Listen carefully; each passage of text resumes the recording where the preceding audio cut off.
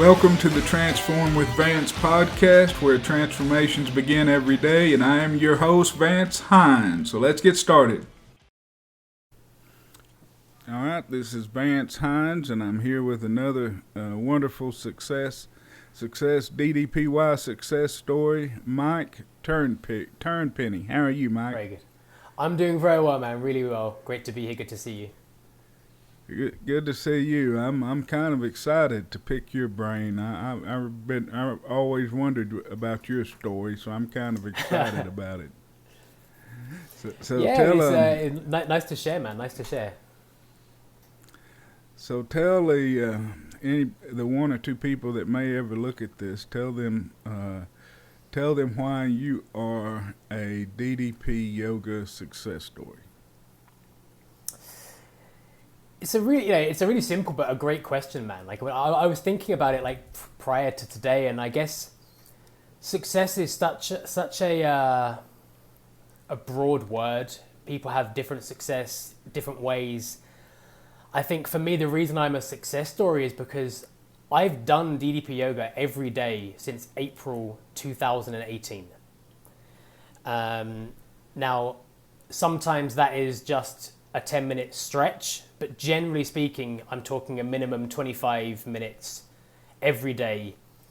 And I think the reason it's been a success for me, rather than a physical transformation, it's been a complete overhaul on the mindset that I have, and connecting to something powerful enough to teach you discipline for me was the biggest success. So now doing DDP yoga isn't like I have to make time for it. It's like cleaning my teeth. I wake up in the morning and it's part of my routine. No one thinks like, oh man, don't want to clean my teeth today. You know, and for me, DDP yoga is exactly the same.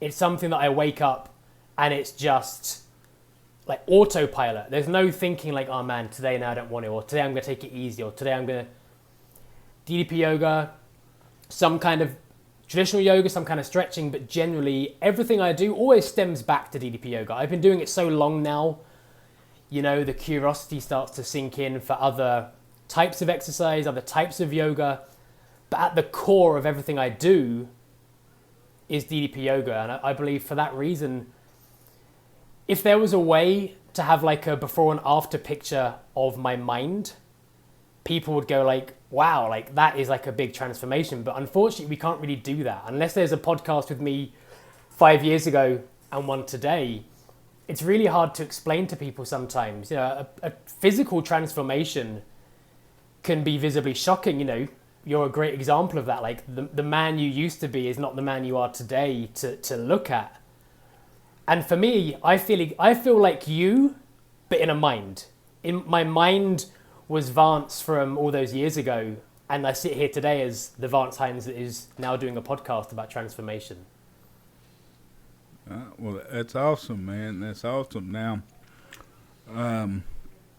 you know, I'm usually pretty good at figuring people's accents, you know, and so where they're from. So I'm guessing from your accent that you're from Alabama.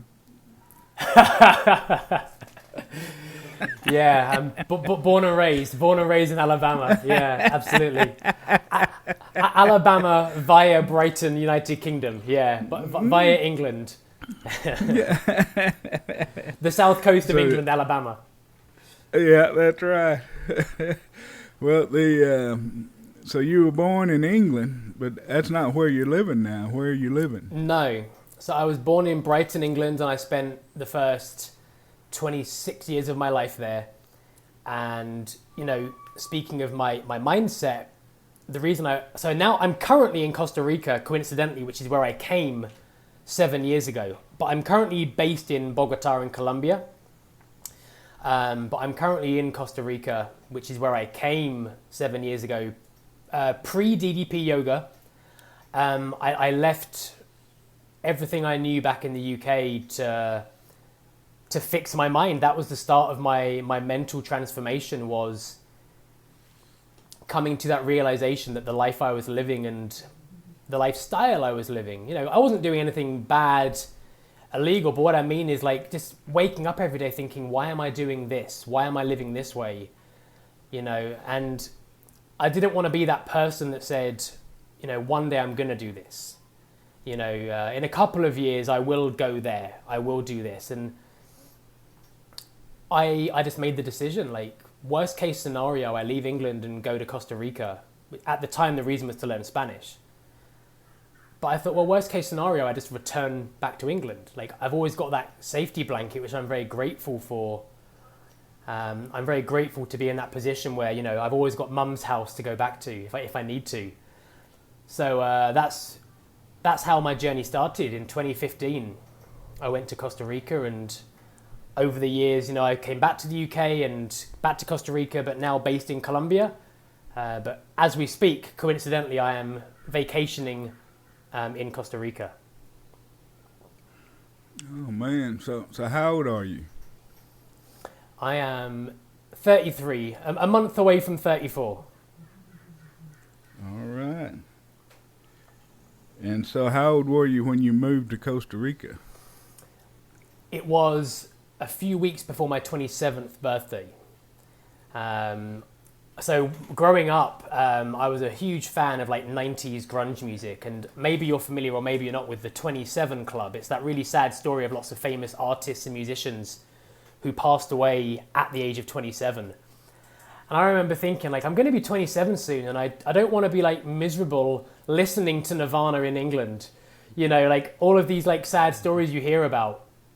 And that was like a silent motivator for me. Like, not that I was thinking anything bad was going to happen to me, but it was more like, I want a good 27th year. I want the best year of my life to be born out of like, you know, this kind of plateau I was living in. So yeah, I was 27 when I left, just before. What made you choose Costa Rica out of it, everywhere in the world? So at the time, wanting to learn Spanish, most people assumed I would go to Spain because it's like a 40 euro flight over the ocean. But due to my circumstances at the time, I wanted to feel geographically far away from everything I knew, and you know, the problems I had. I wanted to get away from them, and you know, I'm not a believer in running away. I think there's a difference between running away and getting away. If you run away, your problems will catch you. But if you go away with the idea of fixing those problems, they won't come because you're going to resolve them before they can catch up with you. So I decided get myself geographically far enough away to give myself the space I need to resolve these kind of issues I've been living with. So that's not why I chose Costa Rica specifically. It was complete accident. I was looking for Spanish language schools abroad, which is like one of the broadest Google searches you can do, you know. And for whatever reason, this school in Costa Rica was a regular kind of search result I was having. And as I mentioned previously, I didn't want to be that guy that said, one day I'll do this, one day I'll do this. So I just decided, instead of continue to mull it over and think about it, I just booked it and thought, like I said, worst case scenario, it's not what I want it to be or what I think it's going to be. And I come back and I regroup and I make a new plan. But as luck or fate would have it, it was exactly where I was supposed to be.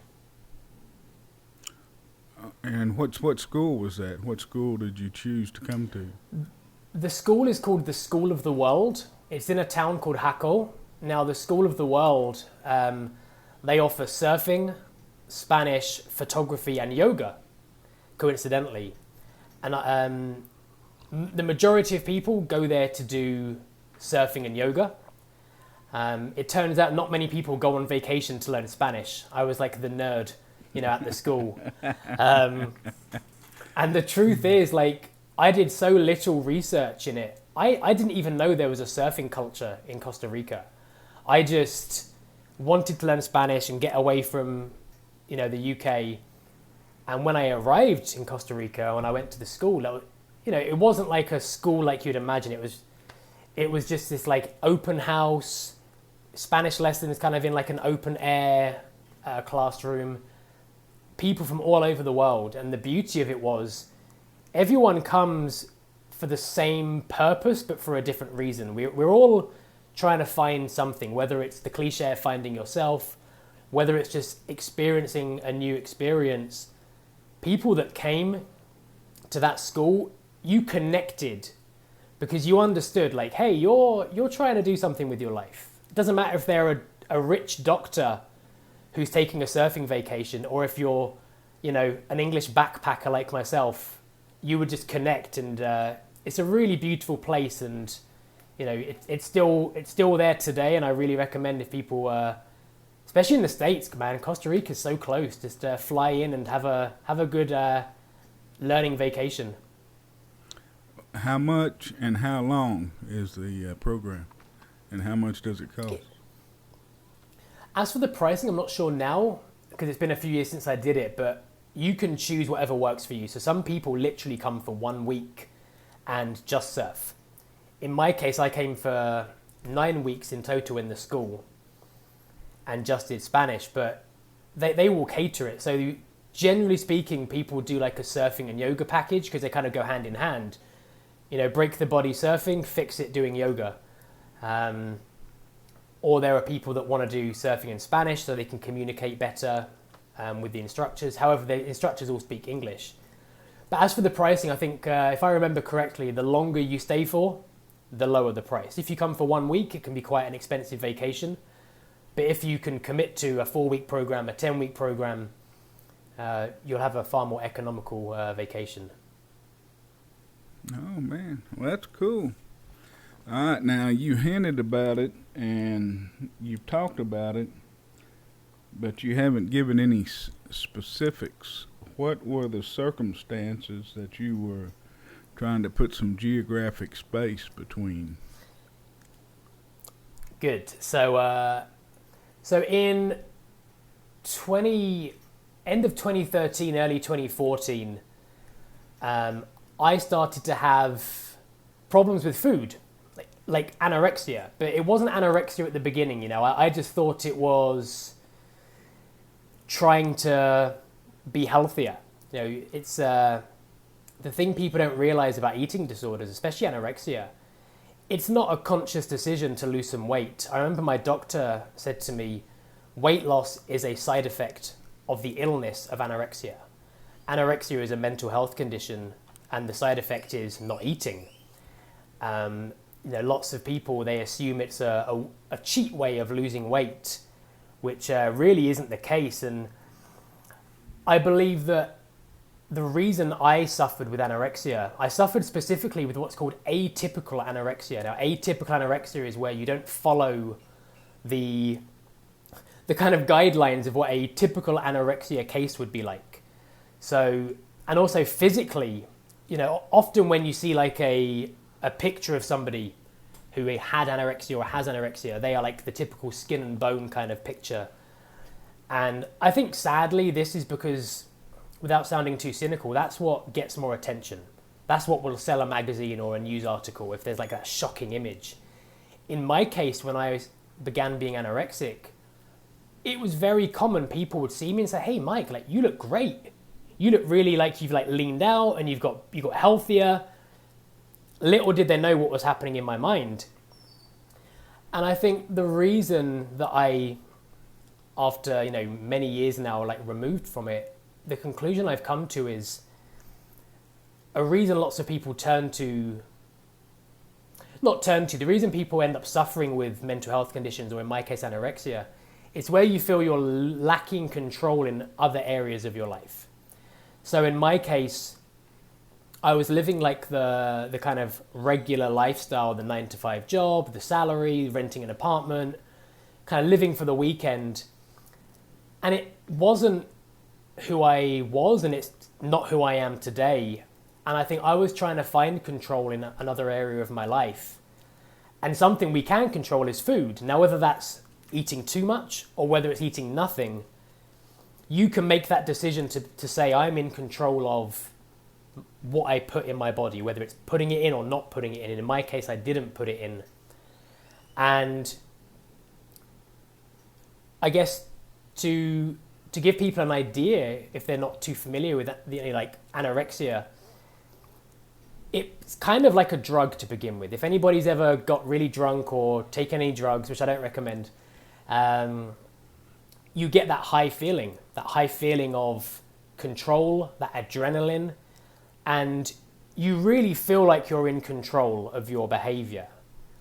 But the longer it goes on, you realize you are totally out of control. And the way the doctors have explained it to me is it's almost like a possession. Like the illness makes you feel like you're in control, so it can continue to control you, like a manipulation, like an aggressive relationship, like a manipulative relationship. And this is all going on inside your mind, which is, like I said at the beginning, if I could compare my mind from then and my mind now, it's unrecognizable. And this continued for a year and a half, progressively getting worse and worse and worse, and to the point where I realized I'm not in control. And it's very hard to break up with a mental illness. You know, they don't want to leave you. They've got a lot of control. They've got spare keys to your head. So after, and I quote my doctor, crisis point, which is where I was in hospital. I was hospitalized because the anorexia eventually caused depression, it caused anxiety, it caused insomnia. And it's one thing not sleeping, but it's another thing when you can't sleep and all you've got are these like aggressive thoughts in your mind that it's your voice, but it's not your thoughts. It's a mental illness giving you these ideas. And after eventually seeking help, professional help, I was able to connect with other people that suffered with various forms of eating disorders. Now, whether it was anorexia like me, whether it was bulimia, whether it was overeating, whether it was like laxative pills, and all of a sudden, you realize that you're not on your own. And it's a real cliche, you know, you're not alone, but it's true. Like, you really feel like you're on your own for a very long time, and you feel like you're the first person to suffer with this condition, whatever the condition is you have. And the moment you sit down with someone and you share, even if they can't relate to exactly what you say, they will have lived a comparable experience. So I feel now I can connect with someone that's maybe a recovering drug addict or alcoholic, because I've not lived life through their shoes, in their shoes, but I've lived a life where I wasn't in control of my actions. And when I sat with these people and you can share these things and relate to people, that is really powerful. And I think for any type of problem people have in life, sometimes the answer is not being understood, it's just being heard. You know, like the moment you start to speak and people give you the respect to listen with no judgment, all of a sudden that weight on your shoulder is halved, because wow, like they might not understand what I'm going through, but they're going to give me the time to listen. And that's really, really powerful. So whether you're going through something, I recommend speaking to someone, or whether you know someone going through something, don't try and overanalyze their situation. Don't try and pretend you understand. Just listen. Just, you know, give them your time. You're like devote time to them. Not time where you're half on Instagram and half listening, you know, like give them your time. And, you know, literally, like that saved my life. People giving me their time, that completely saved my life and set me up to feel healthy enough to go to Costa Rica, and 7 years later be here now sharing, you know, my experiences. So how old were you when you started having these anorexic issues? The behaviors, yeah, the issues. So 2014, I was 25, 26 at the time. I was both ages. It was that year and a half, 25, 26 years old, which kind of came quite late. You know, lots of people, they suffer with it earlier in life. You know, I've always liked to be groundbreaking, I guess. So, you know, I took to it a bit later. And it kind of came out of nowhere, really. It really came out of nowhere. Was it an image concern? Like, you know, you didn't like the way you looked, or you thought you were overweight, or what what started, what started it, and I got a follow up question to that too, but. Yeah, great question. I think it was never about losing weight. And I'm going to say something that's going to kind of contradict that. I liked seeing the scale go down, but that wasn't because I wanted to lose weight. The scale going down was like a measure of success, of how good I was at being anorexic. Now, in this state of mind I have now, sounds like a crazy person talking. But at the time, it's like, oh, great, like I'm doing anorexia really well. Like I was like... Yeah. No, I really believed I was like, I'm the best anorexic there is, like you, and I guess you're trying to sugarcoat the problem. You're trying to make it seem like it's not a problem. So by making it seem like it's a challenge, and okay, I only lost 2 pounds this week, I was only eating, I think, about 500 calories maximum per day in those days, at the very, very most. I can remember going to a supermarket and not buying a bag of apples because I thought 26 calories per apple, that's quite a lot. That's the kind of level I reached where eating a 26 calorie apple just seemed like the equivalent now of like eating a pizza. So that's... and as I mentioned previously, it was a control. I think it stemmed from control. And to measure how in control I was, the scale was a good barometer. Like the scale has gone down, I'm in control of what I'm doing. And later on, I would definitely say, and I have no shame in saying now, I still feel like I suffer from some kind of body dysmorphia. I still feel like, maybe I could be leaner, maybe I could have a slimmer body. The difference is now, through the various disciplines I've learned, DDPY being one of them, I'm able to realize, like, I'm talking nonsense to myself and I can snap out of it within a split second. But 7 years ago, that was like, that was holding me on a leash. That was walking me. Those ideas, your body could be better. Maybe you shouldn't, have that couscous for dinner. Okay, great. Or maybe I would decide, okay, I went 24 hours with no food. Tomorrow I'll challenge myself to go 36 hours. And it became a game. You're playing with fire, you're going to get burnt, as they say. And the reason I asked is because, I know you've followed my journey over the years, and I've been down as low as 219 twice. I'm over 300 now, probably 310 now, but I see pictures when I was in my 220s, and I'm like, I'd kill to be back down to where I was at 320. but then when I was at 220, yeah. I still felt I was fat, and I still, when I looked at myself at that time, I still saw myself as fat. So I was wondering, if that's kind of the part of your issue too, Yeah, I think I was an overweight child. I can tell you in pounds because we use stones in England. When I was 17 years old, let me do the conversion. I was 17 stone. So and what you use pounds, not kilos, right? So when I was 17 years old, I was 233 pounds.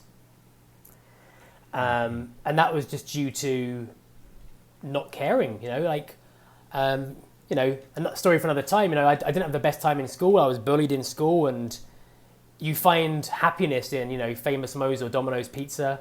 You find happiness in fast junk food, high salt, high sugar, those flavors that kind of trick your brain that they're a good flavor. But when you change your diet years later, you realize how they didn't taste that great. And I think because I grew up as an overweight child, my whole childhood up until 17, I was an overweight child. So I think in my mind, I am still that fat child. Even though it's, 17 years later, I guess, more or less, I still relate to being that person. And I think that helped the body dysmorphia, or it encouraged it. And I guess, in your case as well, when you start at such a high weight, the road is a lot longer, right? So, we've seen people on the DDP Yoga Facebook page who start at 220 and they want to lose 50 pounds. So I guess for you to achieve such an amazing loss, but then you see somebody else saying like, oh, I weigh 220 and I'm not happy. It's like, oh shit, should I not be happy either? Like, I'm 220 and I'm over the moon to be at 220, but other people are saying they want to be 170. Do I have to get, I think understanding your story, that's what I had to realize. I wasn't like other anorexics. I wasn't like other people with other eating disorders or other addictions or, negative habits. Once I realized this is my journey, this is who I am, we have to find what works for us. I could sit here today and I could map out, eat like this, exercise like this, meditate like this, think like this. It might work for 50% of people that listen, but another 50% just won't take to that lifestyle. You have to find your path. And that I think is a big challenge. And especially when you reach a certain level of, talking about weight loss, if you reach a certain weight, but you're kind of noticing other people's stories and you're comparing them, I guess you're never going to be happy. You have to be happy in here and respect what's happening out there. But this is your story. This is your life. This is your experience. I think that's a really, really key factor for me. And just being happy with who I am and being proud of the decisions that I make and not expecting others to make the same and not expecting others to tell me to make different decisions. What did you do for a living back in England? Up until you moved. What did you do in school and what did you do for a living and that kind of thing?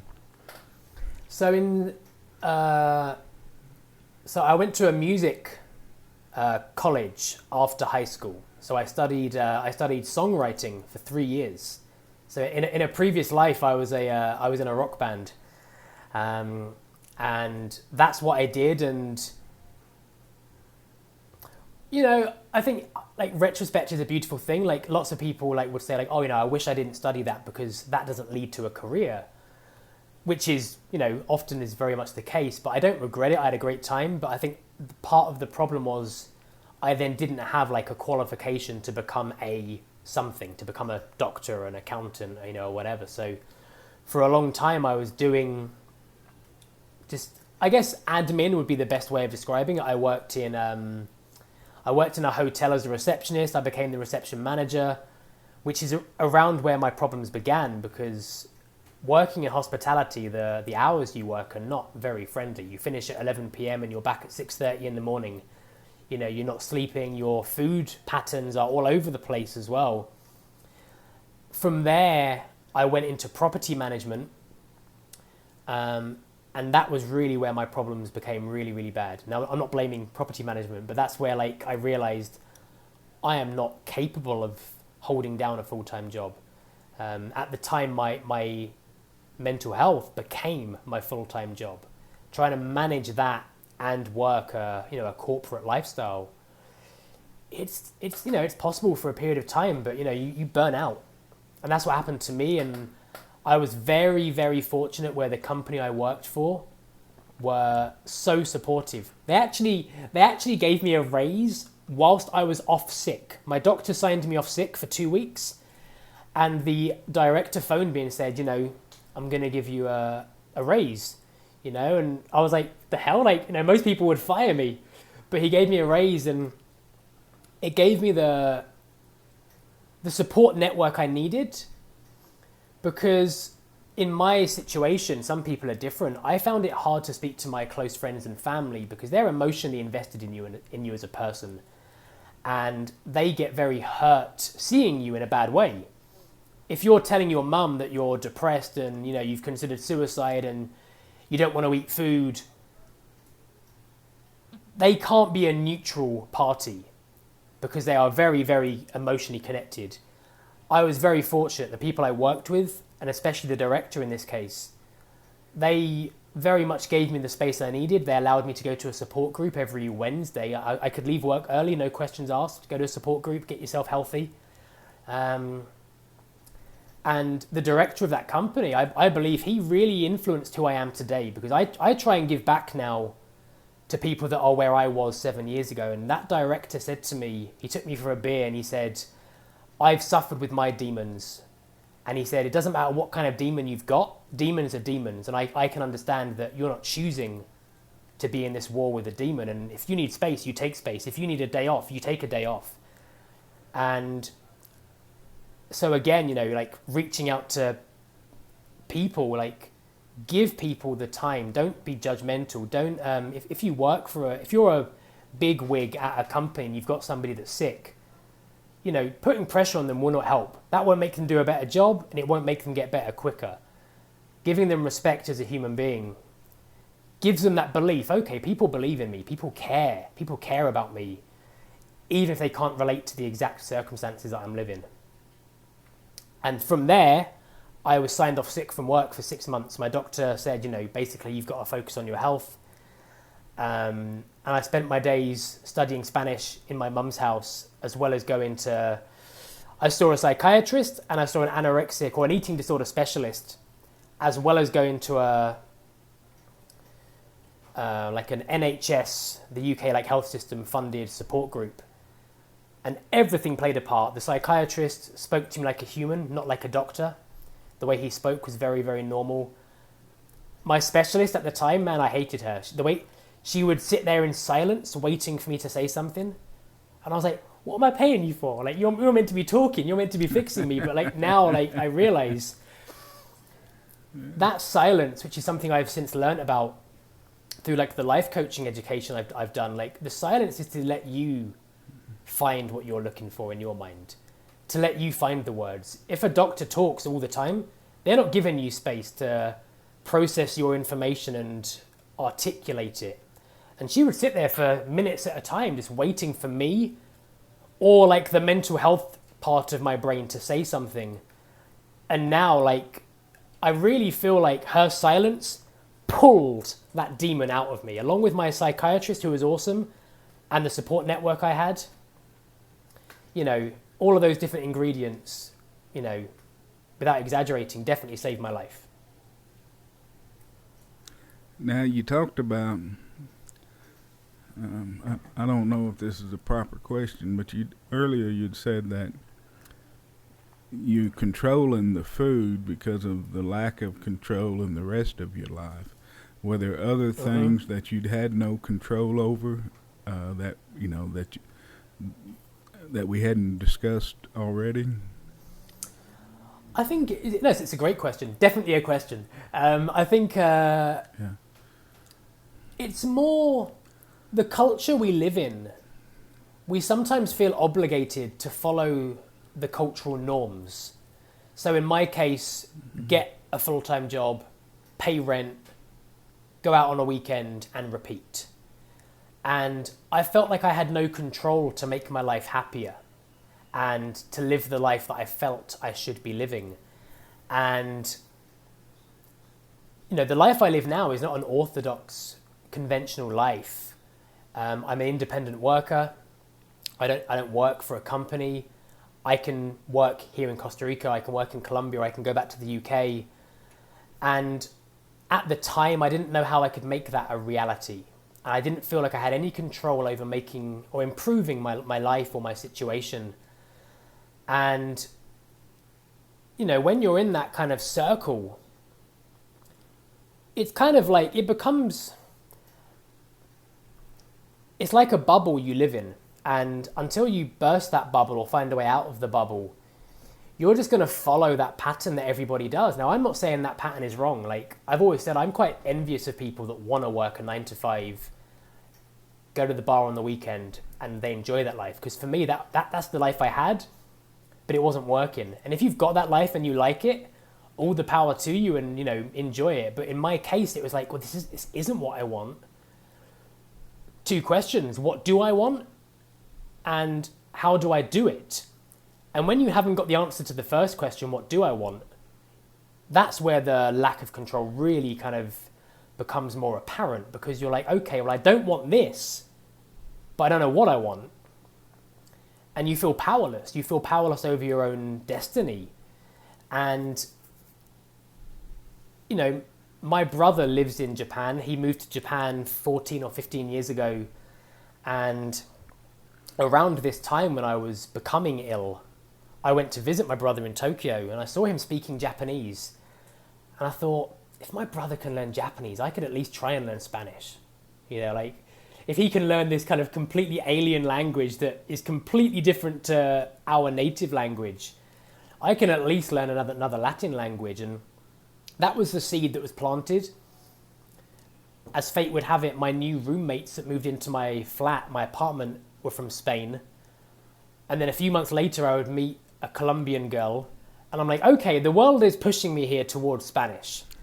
And I just followed it. Sometimes you have to not ask questions and follow the way that the world is pushing you. And, you know, you'll be surprised where the world can take you. If we try and, like, draw out the route we want to take, we're going to be disappointed. We have to leave room for flexibility. We have to leave room for a traffic jam in life. You know, you can't take the same route to work every day, because it won't be the same every day. And life is the same. You know, if you plot your route, you know, dot by dot, that won't be the best idea. You know, you've got to have like an A and a Z, start and an end point.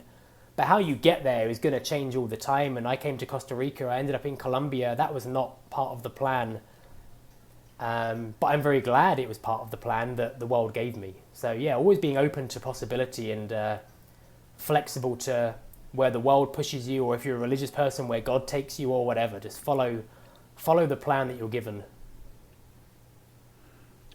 What was, you said you were hospitalized? What was the point where you became hospitalized, and did you do that voluntarily or was that involuntarily?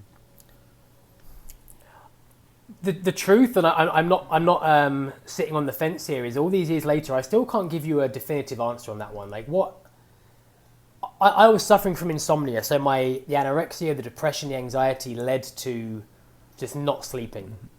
I remember taking I forget the name of the sleeping pill, but there was a pill that was prescribed to me by a doctor. And they said, if you're not sleeping, take this and you will be asleep in 5 minutes and you have the best night's sleep. They said it's not ideal to be taking it, but if you've not slept properly for a month, you know, take this, have a good sleep. And I remember that night, I took that sleeping pill. I did not fall asleep. And I took one more and I did not fall asleep. And it almost felt like the illness in me had complete control. Even these like medications, these powerful medications that would knock out your average horse, you know, they were not putting me to sleep. And that led me, you know, unfortunately to overdosing on sleeping pills and alcohol. Now, I maintain to this day it was not a suicide attempt, but I was willing to die if it meant sleeping. Now, that's a horrible thing to say, and like years removed, I'm not that person anymore. But at the time, I remember thinking, I need to sleep, and I would do whatever it takes to not be awake for the next few hours. And I took that risk. I took the risk of potentially never waking up again. You know, luckily I did. You know, very, very sadly, my mum and my granddad found me in bed, you know, just like dead to the world, called the paramedics, and they didn't have to do anything to bring me back. It was very much like shout in my face for long enough and I would kind of come back too. But that was a situation that really demonstrated how far down this dark road I was going with these illnesses, and how if I didn't do something drastic, you know, next time maybe I wouldn't wake up. And that's why I ended up in hospital. And I think it was a very, very clear message to myself and those around me that, you know, these mental health conditions are, they're real. And, I think unfortunately now sometimes people use mental health as an excuse. And let me elaborate on that. What I mean is the word depression has been manipulated. Someone, when they don't feel like going to work, I've worked with people like this in the past, they'll tell a doctor they're depressed to get a note off work, and they come back the next week and they're right as rain. So sometimes now when you tell someone you're depressed, they think, oh, you're just sad, get some sunshine, do some exercise, get that dopamine and you'll feel good. There's depression and there's, feeling, bad. Depression is absorbing. Depression, it's like having water on your shoulders pushing you down. That, what happened to me, demonstrated to people, Mike is depressed and needs help. He's not depressed and needs to take a vacation. That's, so it was like the best and worst thing to happen to me, I'm a big believer in making a positive out of a negative. I have no regrets in life. If you learn from something, then it needed to happen. And in my case, I'm very grateful to be sat here today to say, from that overdose, I learned a very valuable lesson. You have to get help. You are not happy. How can you become happy? How long was the hospital stay? It was only it was a day. It's just one day. In the UK, they get you in, they get you out. I think I probably should have stayed a bit longer, just for a bit of monitoring, because I was not in a good state of mind when I left. But I went back to my mum's house, but it was at that point where I started getting professional help. Obviously, for my family, it was the worst thing that ever happened, understandably. And I think when that happened, getting private help, it costs money, but at the end of the day, you can't put a price on a life. You can't put a price on that. So when you see someone that you care about and someone you love going through those times, if you're in a position to get any kind of professional help, you don't ask questions. You don't, you make sacrifices. You buy less branded products and you buy the store brand products, and, you don't buy that new pair of trainers you don't need. So that's kind of what happened. We got me sorted and got me with some specialists, but I'm very glad to say that for me, that was like the wake up call I needed. I wouldn't recommend it to people, don't get me wrong. I'm not saying, but I remember coming out of that week and it was like, okay, this isn't you. You deserve better than this. You're not this person. And it really was my motivator. When I then started traveling 6 or 7 months later, I was living life. I decided, okay, when you come that close to losing life, you want to live it. And I try and live life every day now. So that happened 6 or 7 months before you moved to Costa Rica? Yeah, so I didn't initially move to Costa Rica. I came for the school, and I ended up living there for a year at the time. It was a few years after that I decided I wanted to move here to live, indefinitely. But at the time, the first thing I asked my psychiatrist when I had my first appointment was, I want to travel next year. And he said, when? And I said, March 2015. And he was like, okay, let's get to work. Let's get you healthy. Let's get you healthy enough where you can go away and, be in a good mental state, good physical, be strong. Because, when you're that ill, you become very weak. And I never became skin and bone. My body shape isn't like that. I've always been broad, which is why people thought I looked good when I was anorexic, because it never got to that point where my body was so damaged. But I think mentally it takes so much out of you. And so 7 months later, I got on a plane and, really started what would be the next chapter of my life. So you did the school for a year, and then you went back to England, and then moved to Costa Rica? Exactly. So I went to the school and I studied there for 9 weeks. And, due to my budget, I couldn't stay there any longer. And I wasn't really in a position to backpack and just spend loads of money. So I had to find a way to stay in this country. And one of my neighbors, where I was renting my condo at the time, he mentioned in passing him and his girlfriend had done a volunteer project, picking coffee beans, I believe they were doing. And in exchange for their work, they received 3 meals a day and a bed. And that planted a seed in my mind. And I found a farm in Costa Rica that was looking for a live-in volunteer. In exchange for 30 hours work, I would have my food and my bed. So I went there, and that was where my mental rehabilitation and my eating rehabilitation really began, because I was in nature. You know, they say to try and get outside for 30 minutes a day wherever you live, whatever the weather. I was blessed in Costa Rica to be in this beautiful, middle of nowhere farm, surrounded by dogs and sheep and chickens and, parrots flying around and macaws and everything, toucans. And I feel like there I started to see the world nicely again. After such a long time of seeing the world through like very dark eyes, you can't deny nature. And so I spent 6 months working on that farm, barely spending any of my money, because the guy that owned the farm would provide all my food. And I worked with 2 Costa Rican guys, so it was a great way to practice my Spanish.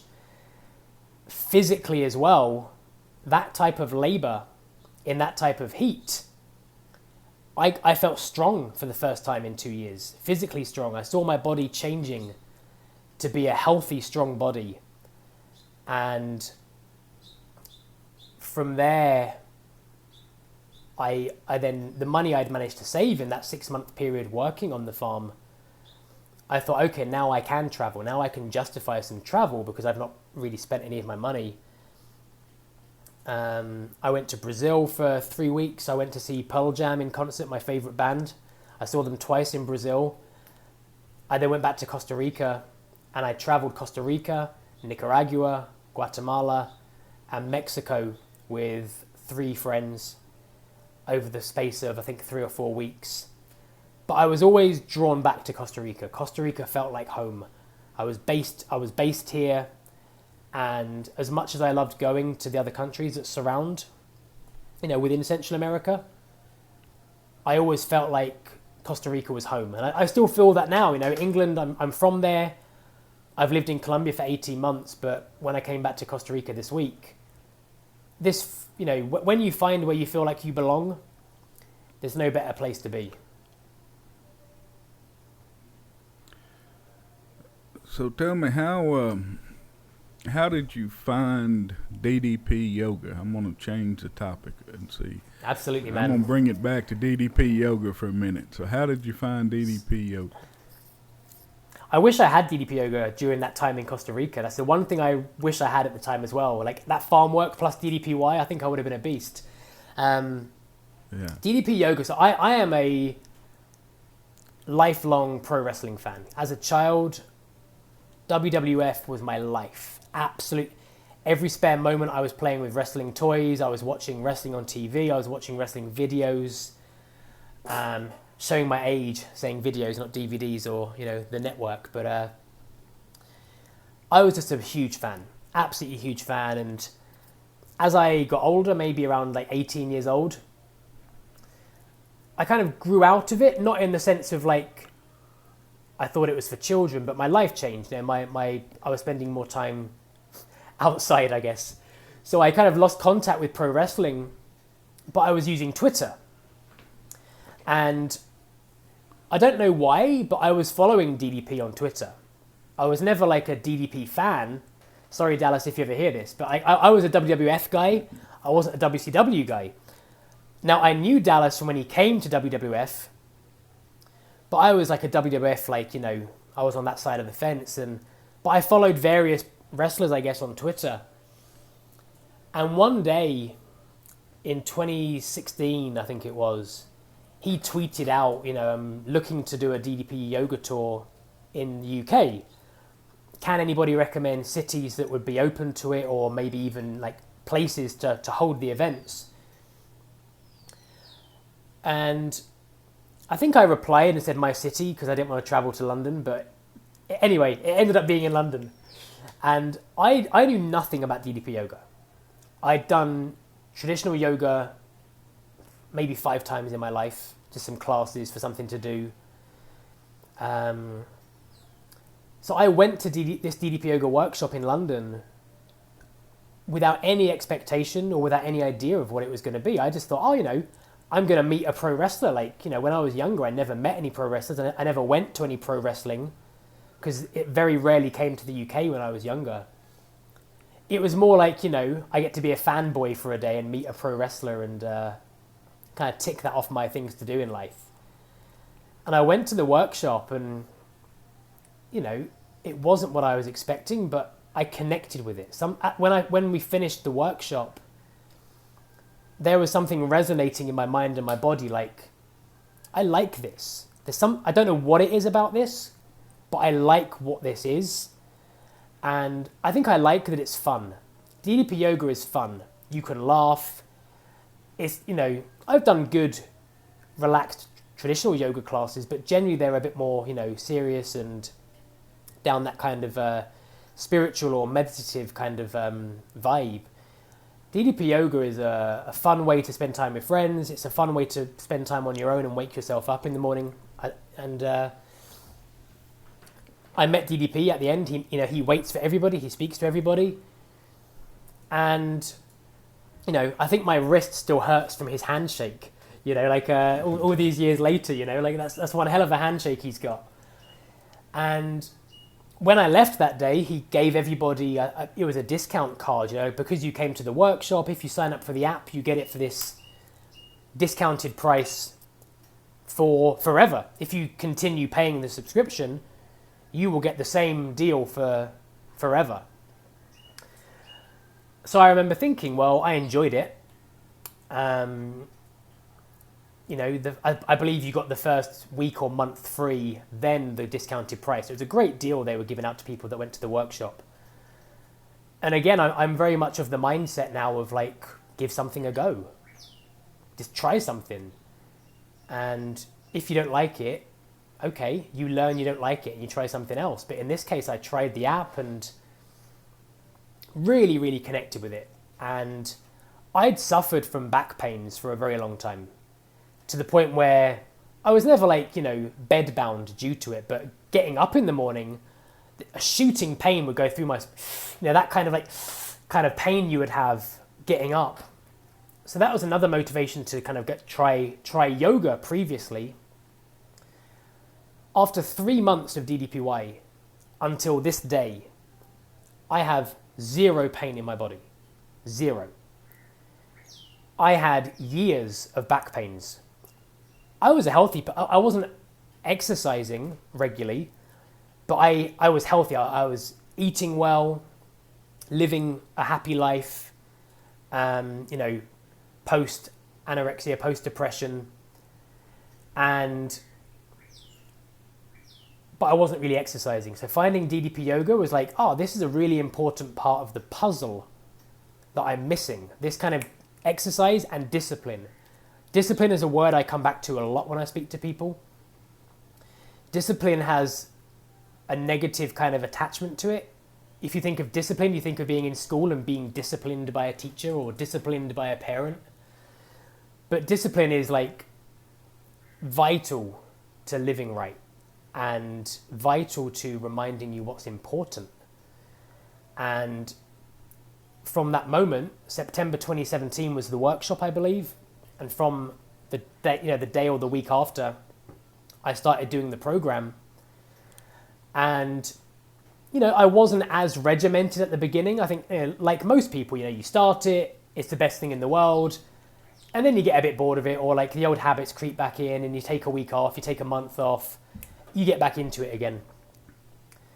And April the following year, I came to Costa Rica for a week, just for a short vacation. And I took the entire week off DDP yoga because I was busy. I hadn't got that discipline cemented in my mind yet. I had the excuse was, oh, you're too busy to do DDPY. When I went back to the UK, it took me about another week to get back into doing it. When you break that habit, it's really hard to get it back together again. And I remember saying to myself, okay, not only am I going to get back into this habit, I am going to do it every day. So April 2018 until today, March 2022, whatever the weather, whatever my health, I'm very, very rarely unwell. But if I've ever been like headache or not very good, I always still do something. Demonstrate to yourself that you are worth the effort. Even if it's just a 10-minute bed flex, if it's a 10-minute wake up 2.0, if it's a solo doing stretches that you like that make you feel good. Respect yourself, respect the mat, get it done. Because when you do it, you're reminding yourself, A, I'm worth this, and B, I've got time for this. We're so good at lying to ourselves, like, I've not got time.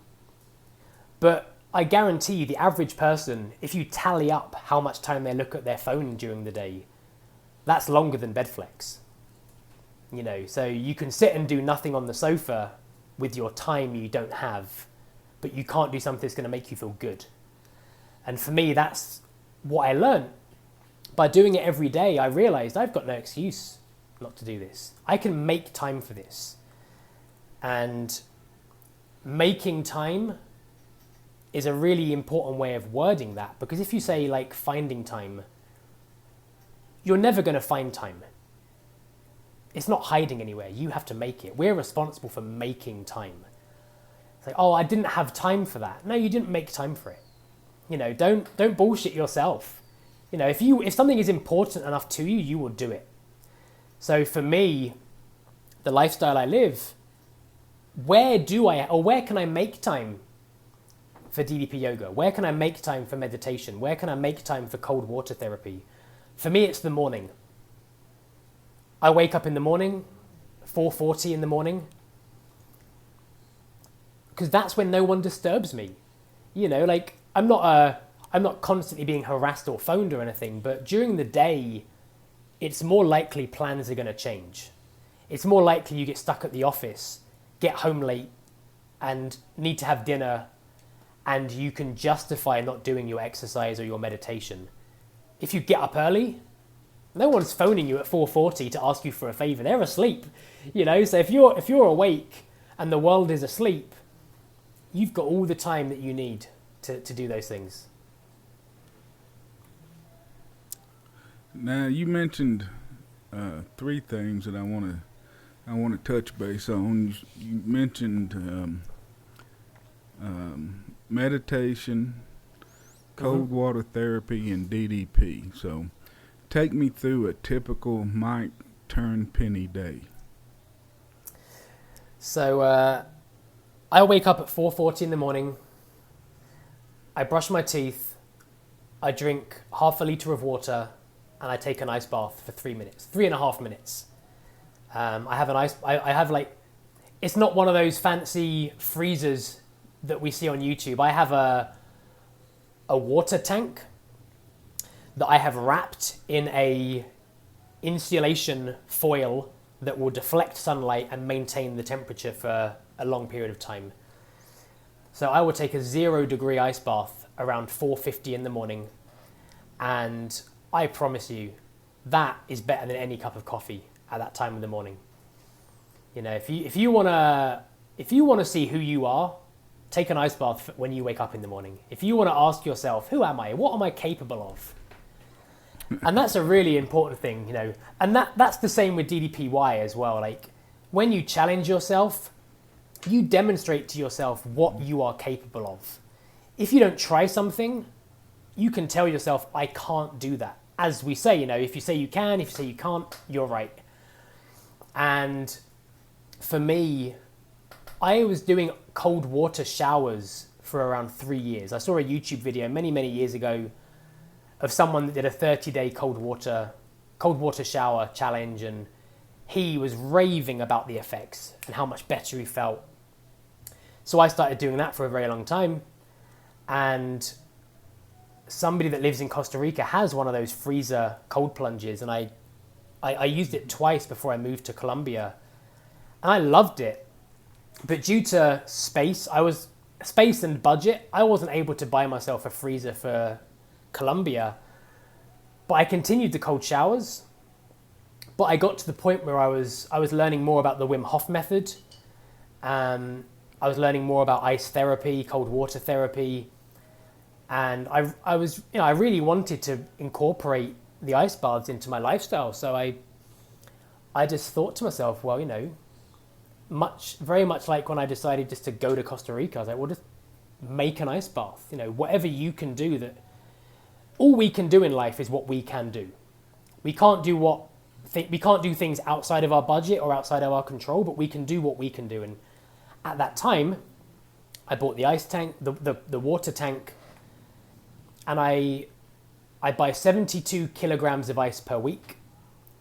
And that will keep my ice tank on my balcony in Bogota. Bogota averages between 9 and 18 degrees. I'm not sure what that is in your temperature. I apologise that I'm English. It's not my fault. I was born there. No, you're good. You're good. England reaches around. Bogota reaches around 65 Fahrenheit. But minimum will be 46. So when I wake up, it's around 46 Fahrenheit. So between those temperatures, the ice in this kind of method works. It will keep the water 0 degrees for around 3 days. And then maybe for a few days, it'll be 2 or 4 degrees. And maybe on the last day before I buy another batch, it'll be around 10 degrees.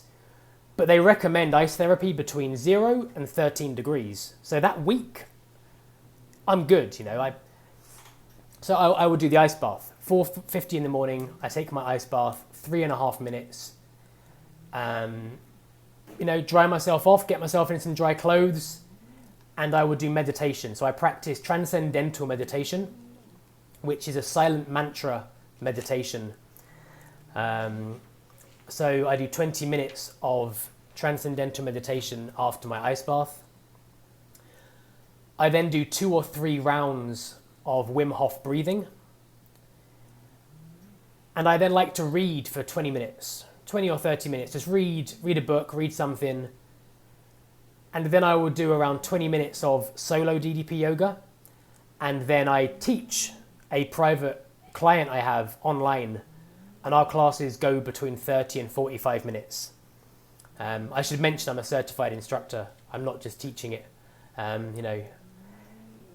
So that's my morning routine. So between 4:40 and around 7:30 a.m., I've done all of the stuff that otherwise I would not have time for. Then I have time for breakfast. Then I start my job. Then I start my work.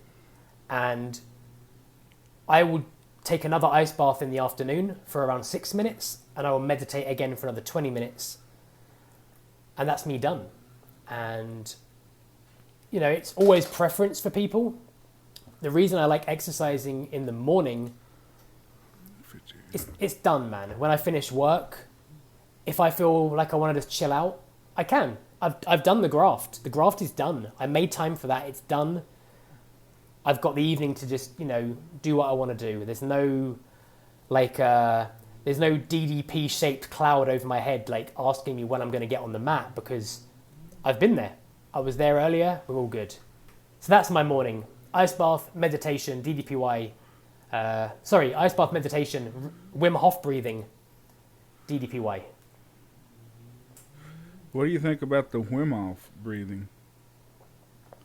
I think it's going to change the world. I'm a great believer in what he's doing. I think there's so much evidence and people that have demonstrated. Wim Hof's not an anti-medication kind of, but what he's saying is, we can help ourselves naturally.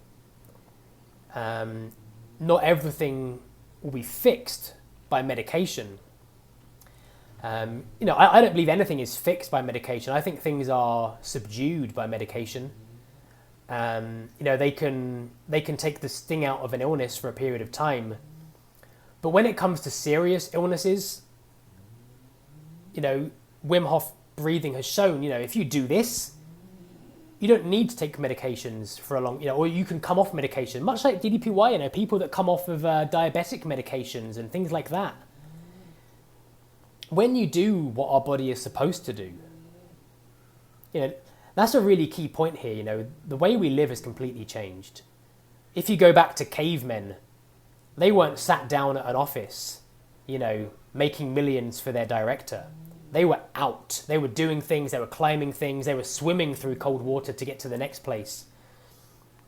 DDP yoga and Wim Hof breathing as a combination, you can live like a caveman in the modern world doing those two things. That's what I believe, and taking yourself back to nature. And again, like I mentioned previously, showing yourself what you're capable of. What can I do that I have never tried before? And ice baths are definitely one of those things. And developing your DDP yoga practice or exercise practice or whatever practice you like doing, that's how you kind of go back to that mindset of how we used to live and what our body should be doing, how our body should be cared for. Now, describe for the people what Wim Hof breathing means. So the Wim Hof breathing method is between 30 and 40 deep breaths where you will breathe into your stomach, into the chest, into your head, and you will exhale it back out again. And so to demonstrate, you literally, straight spine, and you will, and you will do this 30 or 40 times, and you are releasing all kinds of endorphins in your body. You are activating parts of your immune system you didn't know existed. And after those 30 or 40 breaths, you will hold your breath. So the last inhale, you will exhale and stop breathing. So you oxygenate your blood by doing those breaths, and you can stay without breath for a long period of time. So it depends on the altitude. So when I'm in Bogota, I can hold my breath for between a minute and a minute and a half. Here in Costa Rica, I can hold my breath up to 3.5 minutes without any problem. And you will repeat that cycle 2 or 3 times, more if you can. And this, I believe the most recent evidence or science they have is that you will produce more adrenaline doing Wim Hof breathing than you will jumping out of an airplane skydiving. So that's amazing. Like if you're scared of heights, just do some Wim Hof breathing. And he does that along with the cold water therapy. And he's been doing this a long time. I highly recommend his book, The Wim Hof Method. I read it a month or so ago. And the science and the evidence behind what he's doing. He's not some, woo-woo doctor guy telling you that to stop taking medication and, follow him. He stumbled across this technique by accident due to his own personal struggles in the past. And he's just sharing this, much like Dallas. Dallas came across this program to heal himself and realized, wow, if I feel this good, other people can feel this good. I'm amazed actually Wim Hof and DDP haven't crossed paths somewhere and created some kind of like hybrid workout, because as a DDP yoga instructor now, I definitely feel I have kind of naturally incorporated the meditation and mindfulness training I've done, along with the Wim Hof breathing stuff, within my DDP yoga classes. I've focused on that deep breathing. I focus on the mind, as well as the traditional DDP yoga style. So I'm genuinely really, really amazed they haven't somehow come across each other, because, they're both crazy 60-year-old guys that are changing the world. So if they power up together, it's like Batman and Superman. Yeah. That's great. I like that. I like that. That would be awesome. I don't know what they'd call it. DDP and Wim Hof, but that's funny. Now the meditation, you said it's transcendental meditation. So you do a mantra. Yes. What's your mantra? Can you say? Do you mind saying? So with Transcendental Meditation, you are given a personal mantra by your teacher. And so the reason it's a personal mantra is so it doesn't have any meaning. So if you share it, it becomes something. So Okay, I got the you. word So is a you can't share Sanskrit. it. The word, yeah. Unfortunately not. So it's a Sanskrit word they give you. And the reason they use Sanskrit is, let's do an exercise here. If I say to you, your mantra is flower, and I say to you, close your eyes and just in your mind say flower, flower, flower. Over a few seconds or a minute, you're going to start thinking, what colour is this flower? How big is this flower? What's the weather like by this flower? What other flowers are next to this flower?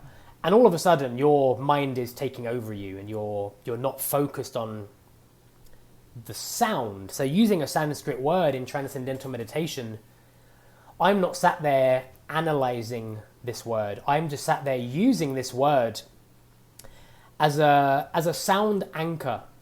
So if I do start thinking about my shopping list, I just come back to an anchor, like a boat. You know, the tide pulls the boat this way, the anchor will bring it back in again. So the mantra that you have works like that. It's a way of keeping you in the present moment. If you're focused just on the sound in your mind, when your mind or your ego do wander, you just come back to the mantra and you're back in the present moment again. And, you know, meditation for me was like the icing on the gluten-free, sugar-free cake that was DDP yoga. DDP yoga was a great way of getting me started with this discipline. And physically, as we all know, you know, works wonders. And mentally as well, it's excellent. But meditation, it was like the opposite of DDPY. DDPY, you know, you make it your own, but generally it's quite a fast-paced and, you know, it can be quite an intense workout when you get to a certain level. Meditation for me was a way of bringing me back down. And I do it morning and afternoon. So for me, it's like a bookend. Start your day with a clear mind. For me, meditation is like cleaning out that cupboard in your house you've been ignoring for, you know, a few months. When you start your day by organizing, if you organize your desk before you start work, you can work a lot more productively.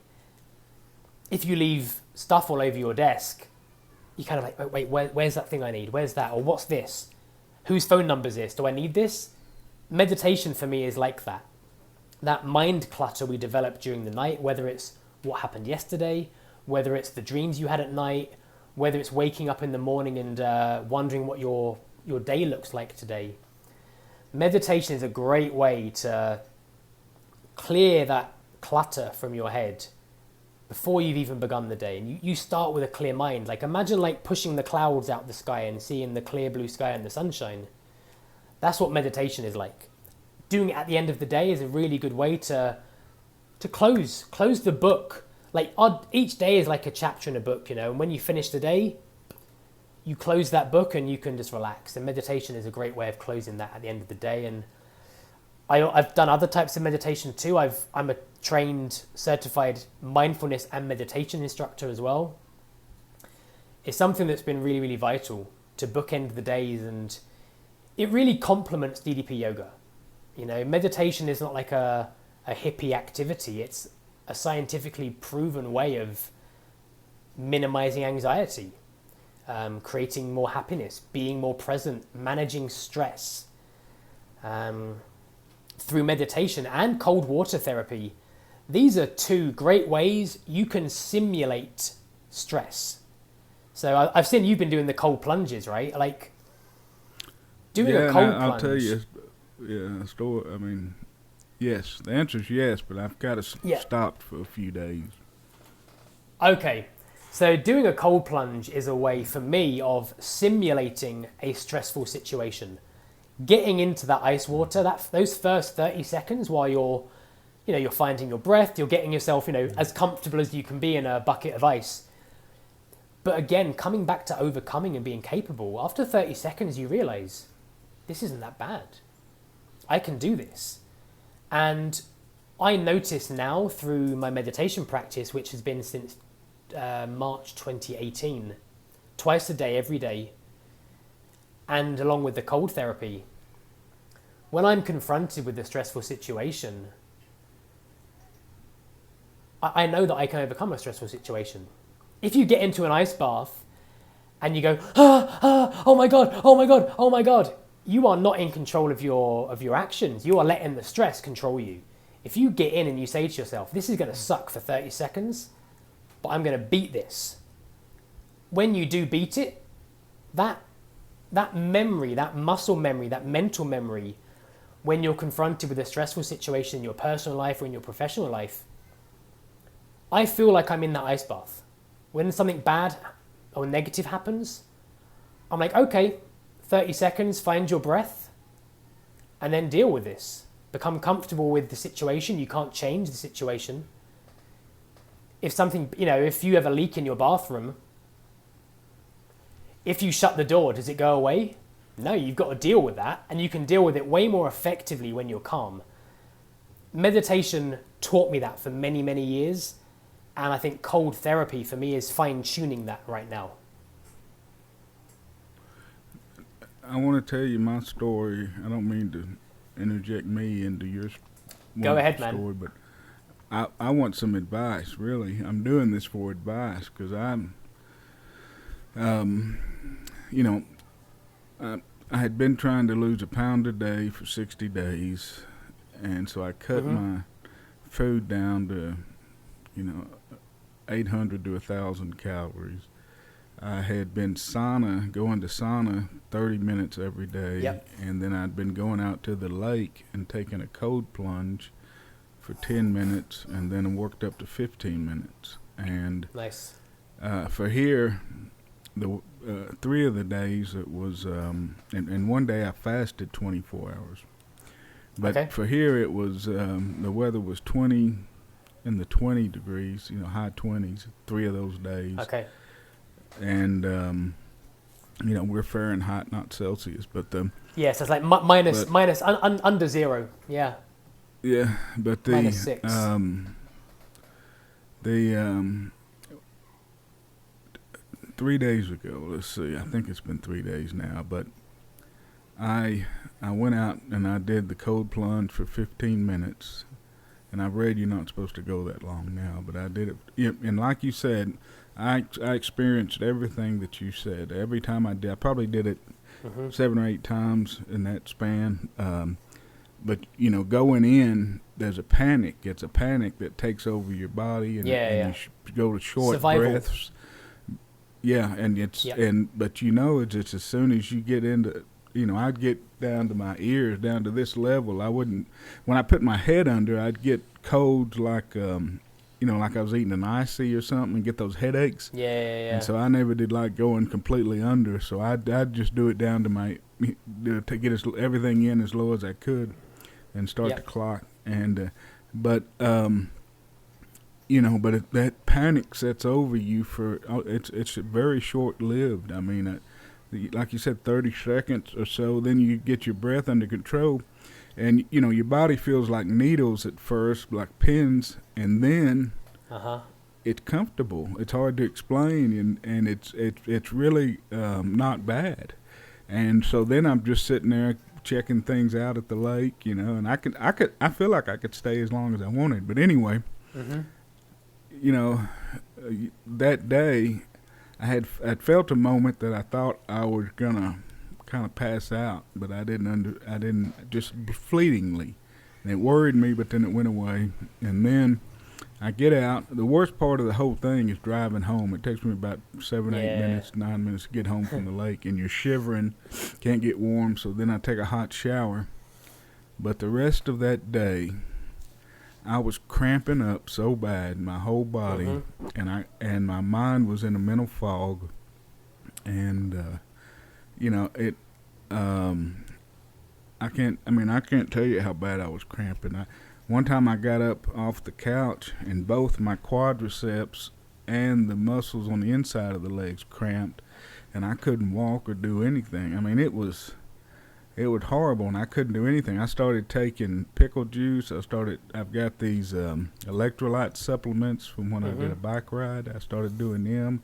I just started eating and drinking everything, and that whole day was horrible. I just think I overdid it, and I think I dehydrated my body too bad, and so I stopped everything for a couple of days, and then I just actually saunaed today for 30 minutes. Yeah. But I want to do the cold plunges, but I don't want to get my body. I don't know what it is. I just think I overdid. I wasn't eating enough calories. I wasn't too long in the cold plunge, probably too long in the sauna, and I was working out. I think I just overdid it. So that it's a combination of everything, I would guess, like, together. Mm-hmm. So what's your advice on someone? But okay. I want to say, after I got out of the water and got warm, I felt absolutely wonderful and high, most of the morning, if not most of the day. It's kind of weird, those endorphins, you feel great after doing it, Yeah, so there's two key things here to remember. Mm-hmm. Go back to when you first ever tried DDP yoga. If you start with Double Black Diamond 2.0, you're going to have a similar shock. If you do something that's kind of out of your level in that moment, that's not a good idea. If you go to a gym and you pick up the heaviest weight, you're going to hurt yourself. You have to start with 5 pounds and 10 pounds and build up. So cold water therapy, the second important thing to know is you only need 3 minutes of cold water between 0 and 13, which I believe is between 35 and 65, I want to say, in your Fahrenheit. Yeah, I looked up 13 and it looked like 55, so I'd say probably 32 to 55 would be my guess, Yes, 32 to 55. So you only need to do 3 minutes to receive the benefits of cold water therapy. So anything after that is a mental exercise. So when you start doing cold water therapy, if your water is between 32 and 55, 3 minutes is where you're going to hit your sweet spot and you can get out. If it's your first ever time, do a minute. I always say do a minute or a minute and a half minimum, because those first 30 seconds, whether you're new or not, are a challenge. So if you're going to try cold water therapy, as we say in DDPY, right? Leave the ego at the door. It's not about how long you do it for. It's about the effect you're going to get from it. So with the longest I've done at 0 degrees is 12 minutes. And that was after maybe 4 or 5 weeks of doing 3 or 5 minutes. I'm at the point now where my body recognizes, oh, Mike's doing the ice bath. And my body calms down, it starts doing what it needs to do, and it's quite happy. And I can kind of, sit there quite happily and enjoy the experience. And if I want to test myself, I can do longer. But what I would say to you is just do 3 minutes. Get in there, 3 minutes, get out. Do that for a week, do it for 2 weeks. Maybe the next week, try 4 minutes. If you go from having never really experienced cold therapy before to doing 15 minutes, your body is overcompensating. So going back to what I mentioned a little while ago about like the cavemen, like the type of way they lived, the type of cardiovascular lifestyle they had, and the temperatures they lived in, the water they swam in, you are activating all of those things that are dormant. So the reason that cold water therapy is great is you're making your body have to work. If you feel cold and you put a jacket on, you're telling your body, don't worry about it, I've got you. And your body goes, oh great, I can go back to sleep. So I guess what happened in your case is you got in that water and your body had to work overtime to get you through that 15-minute stretch. I do 3 minutes 30 in the morning, 6 minutes in the afternoon, and I am happy because scientifically I know that is enough to have the results. if I ever want to challenge myself, I can do that if I wish. But if you're doing it purely for the benefits, the mental benefits, the physical benefits, there's no reason to be in there longer than 3 minutes. And I took a thermometer the last 2 days, a floating pool thermometer, and the water lake temperature was at 51, 52 degrees, and so which would I guess be close to your 12 or 13. 10. Yeah, 10 Yeah, degrees. around, 10, 11, so, yeah. So it, it was, man, and that whole day I couldn't get warm. And I was just cramping. It scared me. I thought about going to the ER one time and, getting an IV, but I finally got to where I'm starting to feel better. I'm going to start to go back at it again. But I'm thinking about just doing it, not every day, but doing it, 2 or 3 times a week or something. I don't know. Yeah, just do like what you sauna. need to do. Yeah. I sometimes combine them. So they recommend trying to warm up naturally after a cold plunge. So there are ways you can do that. If you think of like a DDP yoga, like toes and knees out, squat, drop and lower position. If you take your stance significantly wider, they call it the horse stance in Wim Hof method. So take your legs as wide as you can, lower in your glutes, straighten in the spine, and if you bring your palms together, you're not going to jack your heart rate up, but you're going to warm your core up. So by doing that and taking your stance wide, if you stand like that for a minute, 2 minutes, that will start to warm you up from the inside. Get dry, and they recommend not going straight to a warm shower. They recommend let the body do what it's capable of doing. Your body can warm itself up. Obviously, when you do the 15 minutes, it's a different story. They often say in that case you might need a hot shower or a sauna. But if you do a 3-minute plunge, give your body the chance to warm itself up naturally. Put a hoodie on, but give your body the chance to do what it can do. And much like DDP yoga, the more you do something, the easier it becomes. So now I can take. The first time I took a cold plunge at 4:50 in the morning, I sat on my couch trying to meditate like this. But now I'm doing ice baths at a colder temperature and I'm good because my body, it knows now, okay, he's in the cold water, let's get to work, let's warm him up. He's going to go on the couch now and do some meditations, let's keep him warm. It's all about those steps, like I said, you don't go from bed flex to the extreme psycho workout. You go from bed flex to bed flex 2.0 or whatever it's called, That's the way you do it, baby steps. Well, so I didn't realize that going to the hot shower was not what you're supposed to do either. I didn't know, but I was it's not detrimental, but they recommend giving your body the chance to warm itself naturally, because now what I find is when I go out at night in Bogota, where it's, people in Bogota are wearing like big jackets and scarves at night, I go out like this and I feel my body recognize, this is like the ice bath, and I feel my body warm itself up. It's crazy. Like, it's such a strange thing, because until you try it and until you develop that habit, you don't realize what your body is capable of. Not just what we are capable of mentally, but our body is a miracle. And it's a miracle that we have made lazy over the years. It's our responsibility to remind our body, like, hey, you're awesome. You can do loads of like crazy stuff, like we're like natural superheroes, the things our body can do. And going outside now in the cold, I feel my body recognize, Mike's in the cold situation again.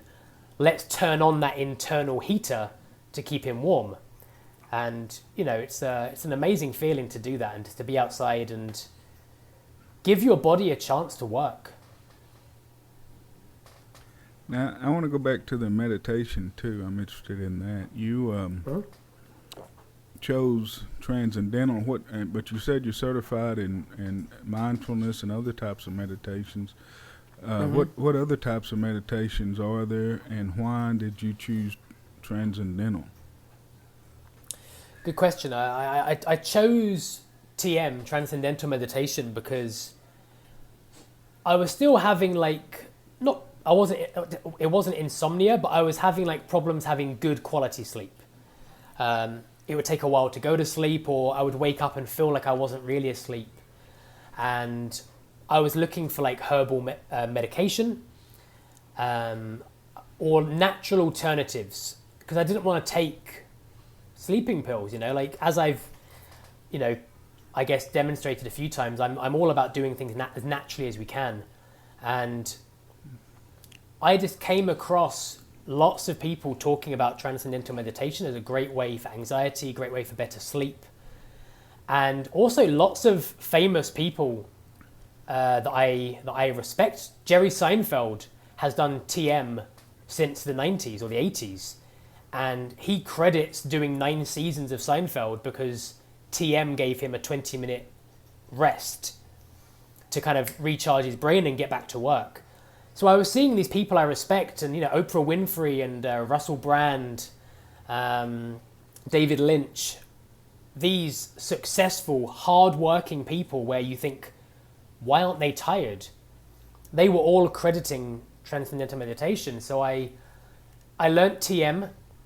I did a 3 or 4 day course in my city with a certified instructor. And that's why I chose it, and they explain how it works. They explain the science. Sometimes when you do something and you don't know how it works, you start to kind of second guess it and wonder. But when they can demonstrate through like scientific evidence, this is how this works, you really connect to it more. And that's why I chose TM. The reason I'm not a TM instructor, it's quite a process to become one.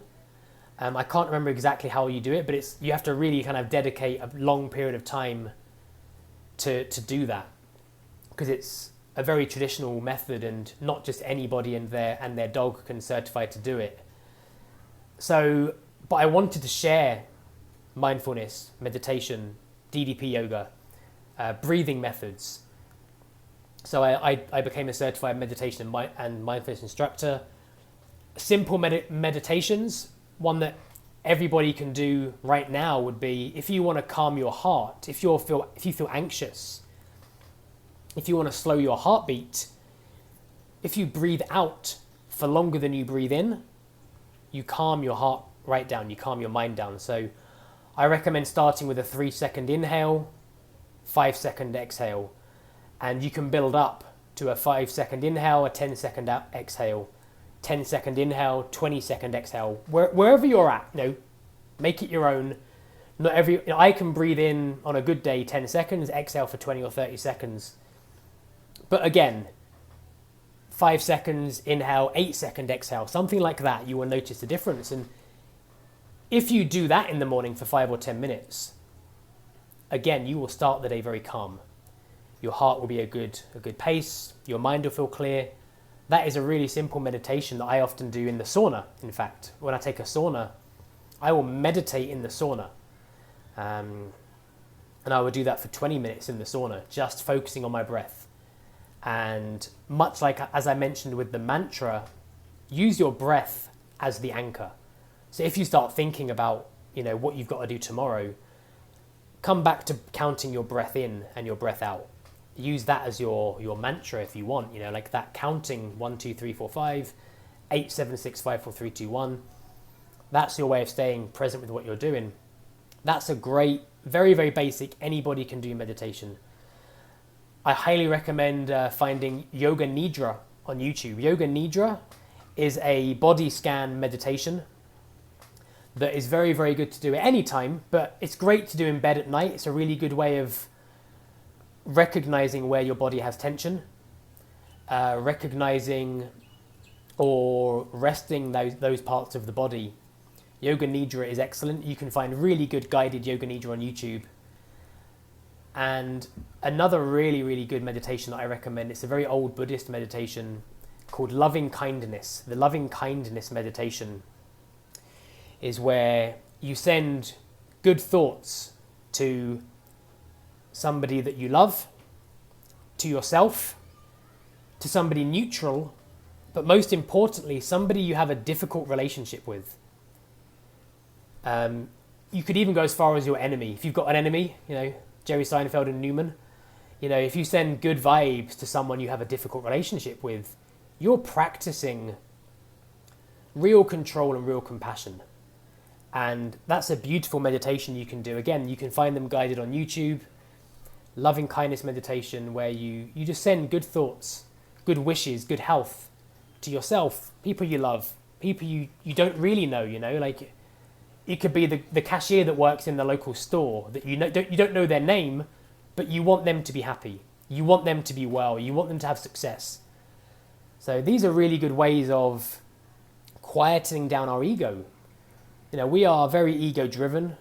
As much meditation as you do, you'll always have that kind of battle with the ego from time to time. And by recognizing that other people are living their own journey, if someone, speaks to you badly in the office or in a supermarket, we judge them based on how they make us feel. We never think about why they said that.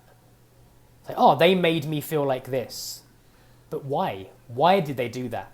Because I'm sure we've made people feel the same before, because we had an argument with our wife before leaving the house. Or because, we didn't have time for breakfast and we're stressed. So recognizing that we're all living our own movie. Your life is your movie, my life is my movie. The script is different, the circumstances are different.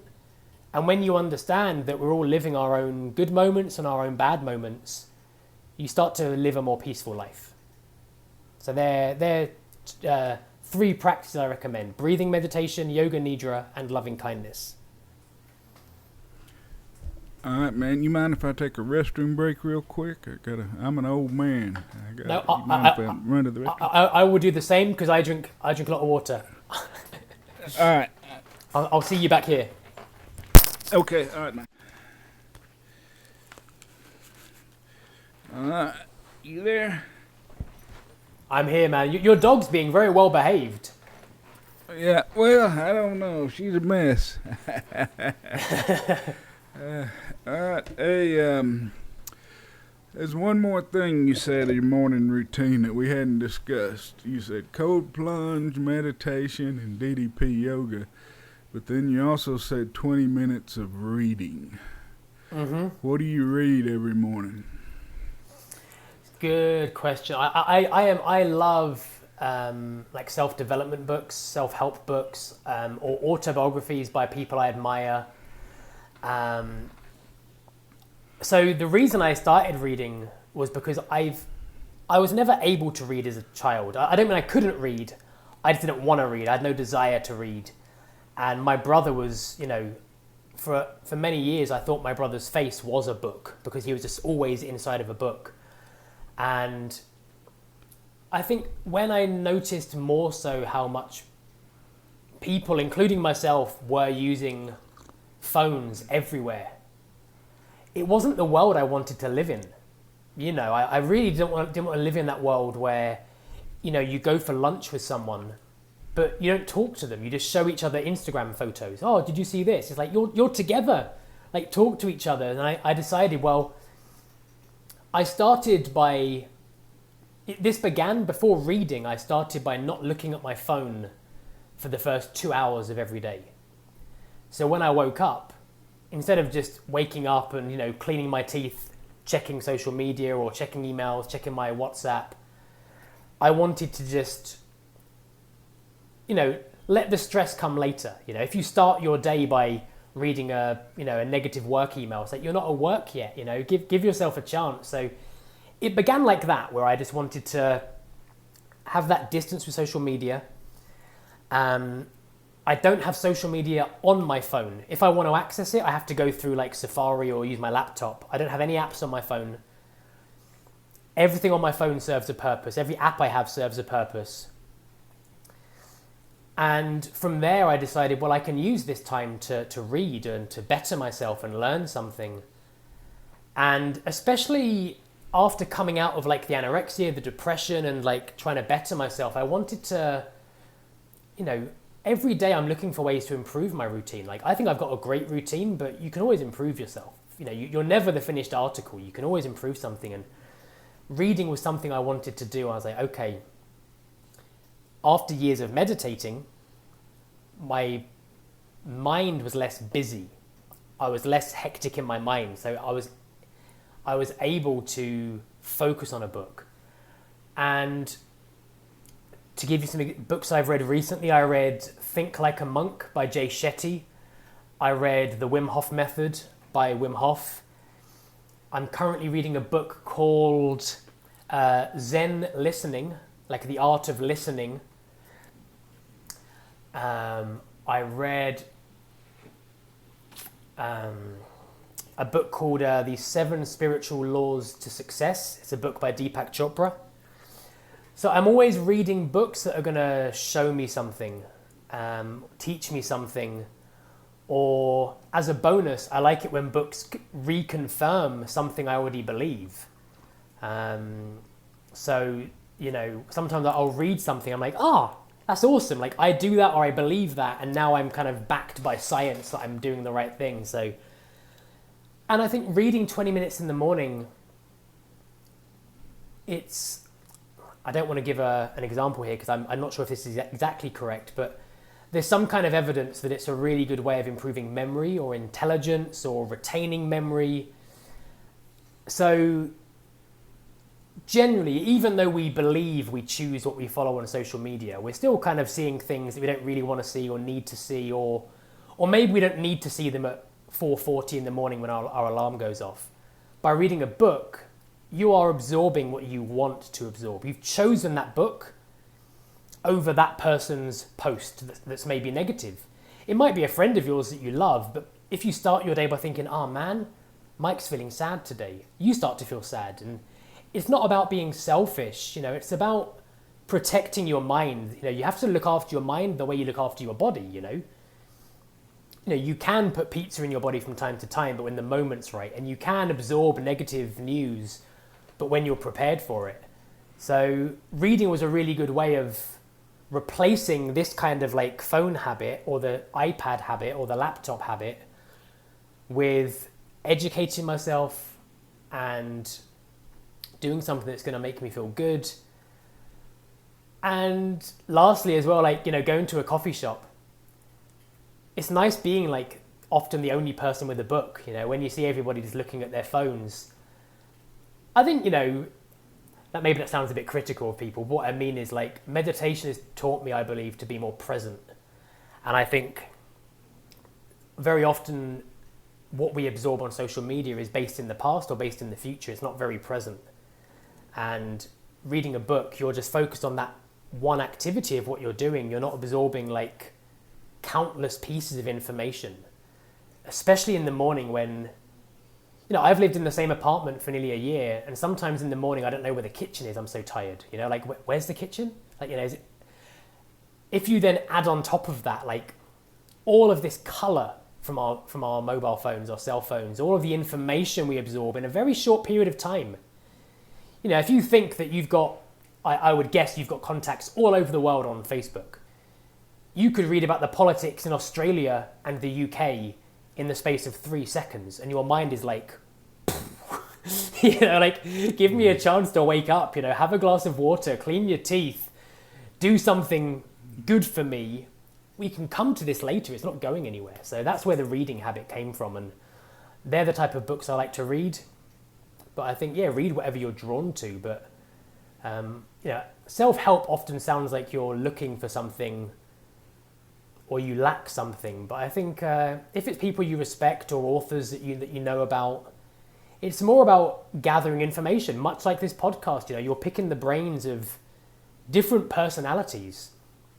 I don't expect anybody that listens to your podcast to follow exactly what this person said. I'm going to live like this person, or I'm going to follow Mike's morning routine. What I do might not work for somebody, but they can say, you know what, I might try a cold plunge. I might try meditation. I might try DDPY in the morning rather than the afternoon. And you go through life, I believe, collecting jigsaw pieces. You know, and I consider myself an agnostic person. I don't follow a religion, but I take things from different religions. You know, I meet people all over the world. I meet Christians, Catholics, I meet Muslims, I meet Buddhists. And I can be like, oh, wow, like that value they've got, I really like that, and I will take that value, but that other value like doesn't really fit in my life or my values. I don't really connect to that. Then I'll meet another person and take that, and I believe that life is building blocks, and so that's what I recommend people. Don't follow someone like they are the only guru. Do what works for you. Don't be afraid to try new things, but don't be afraid to drop them as well. Don't be afraid to be like, you know what, this habit, it's not for me.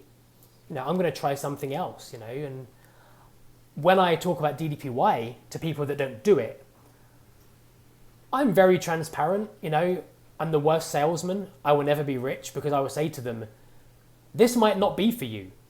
Maybe you won't like my DDP yoga class, but try it. Because maybe you'll think, you know what, that's not for me, but I might try Pilates. I might try traditional yoga. Or vice versa. Someone might do traditional yoga and be like, oh man, I wish this was more like, more of a workout. And then they see like a power yoga class or a DDP yoga class, and they're like, oh my God, like I didn't know this existed. So put your foot in the water and, test the waters, but don't be afraid to say, you know what, that's not for me. Maybe someone will try a cold plunge due to this podcast, but they just won't connect to it. They won't feel the benefits they want to feel, but they might try swimming in a lake. I'm going to go for a swim in a natural lake instead. I won't sit in cold water, but I will swim. Or maybe they go to a pool, just create your own jigsaw, and don't be afraid to change it.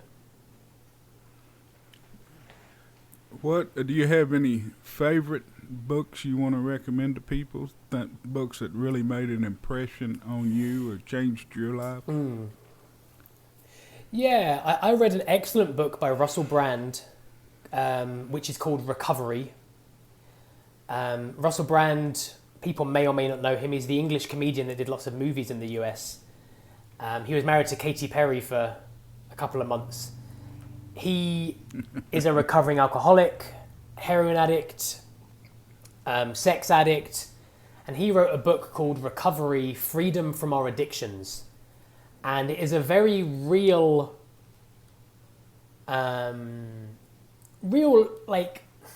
he talks to you like a real person. Sometimes when you speak to doctors, you kind of get lost in the medical spiel they speak like. But he has basically rewritten the 12-step program. It's like, yoga for regular guys. It's like a 12-step program for regular guys, like removing lots of not removing the religious aspect of it, but for people that would maybe be turned off by that aren't religious, who would think, oh, this is a religious program. He is, ironically, he is religious, but he has tried to kind of modernize it. If you're suffering from any kind of burden or addiction, whether it's a recognized addiction such as alcoholism or drug addiction, or if it's an addiction to something, this book is a really good way of fine-tuning those habits, asking yourself the questions maybe you've not asked yourself before about your decisions, the why you make decisions, what you can do differently. So yeah, Recovery by Russell Brand is very, very good. Think Like a Monk by Jay Shetty, excellent book. He lived as a monk for, I believe it was between 3 and 5 years, he lived as a monk. But he realized his dharma, his purpose, was not to live as a monk. It was to share what he had learnt as a monk. So the book is about, the average person can't give up their life to go and live as a monk. But you can live as a monk and work a corporate job and be a parent and be a husband or a wife.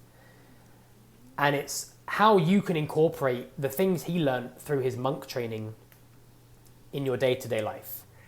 That was really, really good. There's another book too that was really, really impactful on me. The Power of Now. I think everybody's read it or they've heard of it. The Power of Now by Eckhart Tolle is a demonstration of, the power of being present. What we can achieve by learning how to block out that noise, block out the ego, learn from suffering.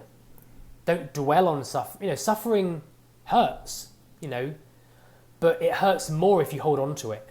if you hold on to pain, you're going to feel pain for a lot longer. If you let go of it and you recognize that sucked, but what did I learn from it and how can I not feel that pain again? Power of Now was a tremendous book. And there was another book I read called Rewire. I forget the name of the author. In fact, maybe I have it here on my shelf. No, I don't.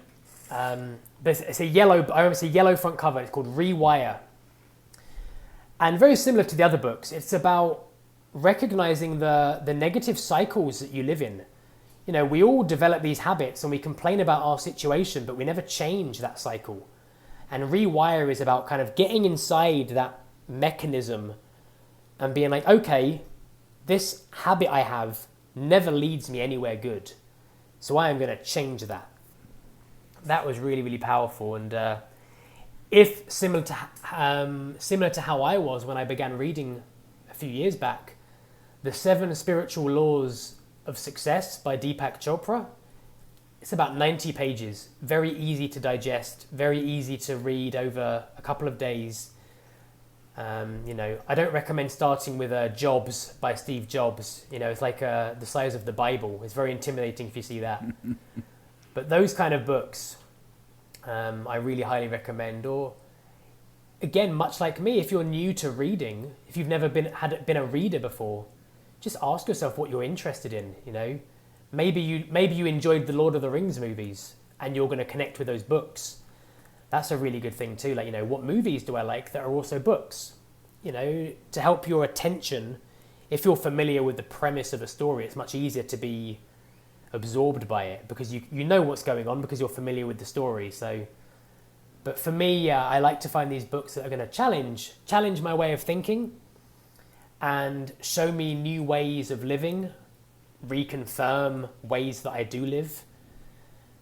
And, you know, they're a great way for a conversation, you know, like it's so much, I never realized how much people talk about books until I started being a reader, and sharing what you learn from a book or recommending books like I am now is, it's like sharing wisdom with people.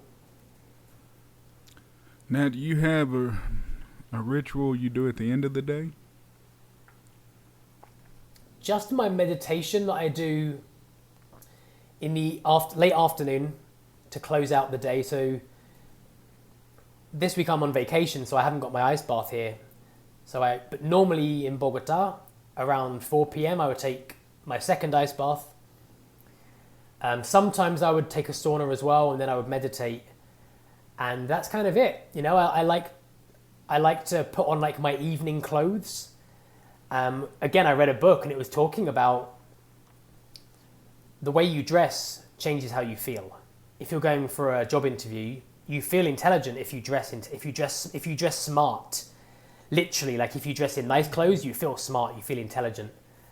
And they were saying in this book I read, if you work remotely in your pajamas, you're going to feel lazy. You're going to feel like you want to be in bed because you're in your pajamas. Put on your day clothes. Put on your work clothes when you're working at home.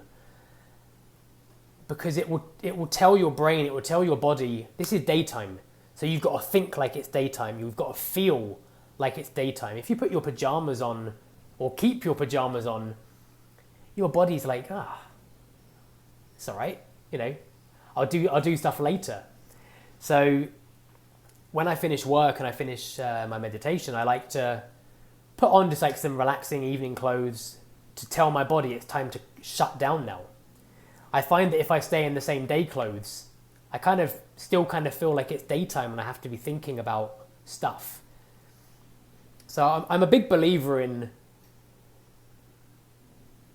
you know, how our mind changes depending on circumstances. What do you do for a living now? I mean, what do you do type of work now? So right now I am teaching one-on-one online DDP yoga classes to private clients. I am doing life coaching to people all over the world in various countries. And I am also doing some like conversational English tutoring. You know, it's a very easy thing and fun thing to do when you live abroad. So I spend a lot of my time learning about other cultures just through conversations with people in different parts of the world. Trying to build up my union power coaching, which is DDPY, meditation, and life coaching. And just, piece by piece, I don't put a lot of pressure on myself. I've always wanted to be successful, but I've always wanted to be happy first. I think sometimes if you overwhelm yourself at the beginning, you take the fun out of your passion. My passion is DDP yoga, meditation, and coaching and helping people. And I want to enjoy it. I really want to enjoy it. It's a real thrill for me that, Monday through Friday, I wake up and I share DDP yoga with a private client. It's like, wow, like I see the impact that I have on his life. He puts the work in, but, through knowing each other, and I sometimes feel more like he is my accountability partner. Even though I'm the instructor, seeing him improve physically and mentally, that motivates me to continue improving myself and be a better instructor, be a more patient instructor, just be the best I can be. Because when you see the impact you have on other people, that is what gives me more satisfaction. Like I could have more clients, like loads more clients and more money. But if I was busy and like, if you begin resenting, like, oh man, I've got to teach this person now, I've got to teach that person now, it kind of becomes a job. They say that to live the dream, you have to find what you love and how you can make enough money out of it. Not become a millionaire out of it, that's a bonus. If you can do that and enjoy it still, all the power to you. But that's not who I am. For me, it's about how can I make enough money to pay my bills, buy my food, and just, wake up with a smile on my face, man. That's the most important thing, which, bookends how we began. When I was so depressed and so anxious, now something as simple as just waking up with a smile, that is worth so much more than having all the money in the world but being depressed. Like, that's like smiling at somebody is the greatest gift you can give somebody. That's what's been so sad about the pandemic. Wearing masks, I'm smiling at people, but they've got no idea. So how did you become a certified life coach? Tell me a little bit about that. So that happened, the seed was planted at the school I went to in Costa Rica. When I actually worked there, years after being a student, when I moved to Costa Rica, I worked there for a period of time in like student relations. And there was a student I was speaking to. He was a middle-aged guy. He was like 40 or 50. He was there with his children. And we were talking about meditation and mindfulness. And he said to me one day, like, you should teach that here. He said, if there was a mindfulness program at this school, he said, I would do that. And another student said, I'd do that as well. Like, that would be a great combination with the yoga. And then more and more people were like, yeah, like, when you speak, you seem very knowledgeable about the things you speak about. And there's like a sincerity in when you share things. And it planted the seed for like mindfulness, meditation, to be an instructor. And so I decided to do that. And then the life coaching, that came through conversational English. Because what I noticed was I specialize with advanced learners. So people that want to have a conversational lesson, not people that want to learn, grammar. And what I noticed was that I was giving somebody a half an hour conversational English class, but it was becoming a coaching session. The people I was attracting, and I guess due to my personality, due to kind of being a bit of an open book, people were really kind of confiding and asking my advice and my help. And I actually said one day when I finished that I feel like I was just like on a podcast, not doing a conversational English class. I feel like I was giving advice to somebody, not improving their English. And I really, really enjoyed it. And I was using lots of my mindfulness and meditation training and my life experiences, you have to be careful when you coach people not to kind of tell them all of your previous woes. You have to like know where to draw the line where it's not about you, it's about them. But you can drop hints here and there that you understand their situation due to having lived something similar. So I decided, well, I like doing this and I think I'm good at it. That's often been a problem of mine.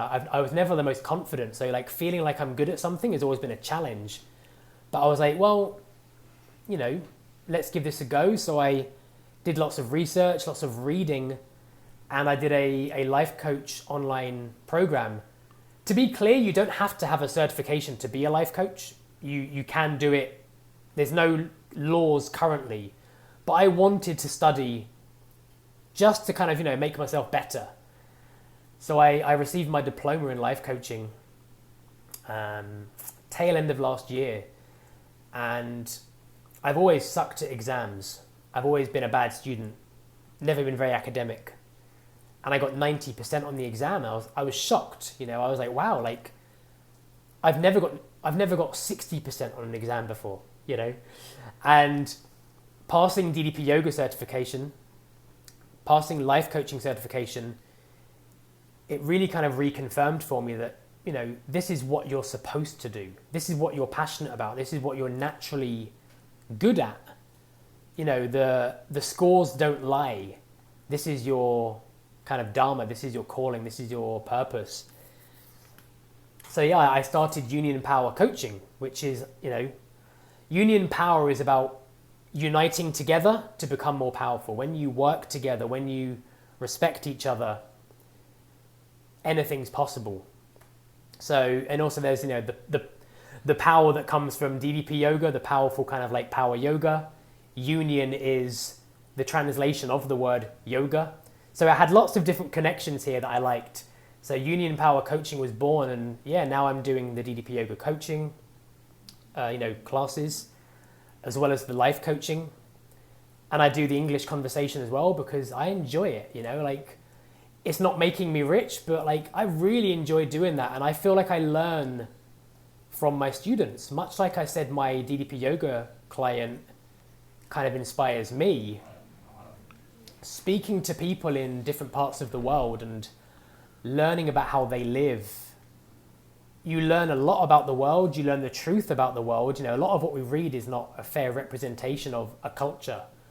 So speaking to people, 1 minute I'm in South Korea, then I'm in Saudi Arabia, then I'm in Turkey, then I'm in Brazil, speaking to people, and like you're, picking the brains of these people, and like I said earlier, taking piece of the puzzle from them. Like, how do they live? How do they live? What do they believe? What do they believe? What are their values? And I kind of absorb that information, which I believe makes me a better coach, because I have I believe, a wide understanding of various lifestyles and cultures. Now, I want to ask you, well, let me ask you this question first. What's the future hold? What are the future goals of Mike Turnpenny and Union Power Coaching? So my current goal, I am doing a traditional yoga certification because I want to combine the two. I want to appeal to more people. I will always fall back myself to a DDP yoga style, but I also enjoy doing, I call it yoga, DDP yoga and yoga. I enjoy yoga as well. I'm more passionate about DDPY, but I believe that by developing a better understanding of traditional yoga, that will make me a better DDP yoga instructor, and I will have a better understanding again of people. If I have someone come to a DDPY class that's only done yoga before, okay, I can kind of cater to that. I can understand where their mind comes from, and vice versa. So I want to become certified as a yoga instructor.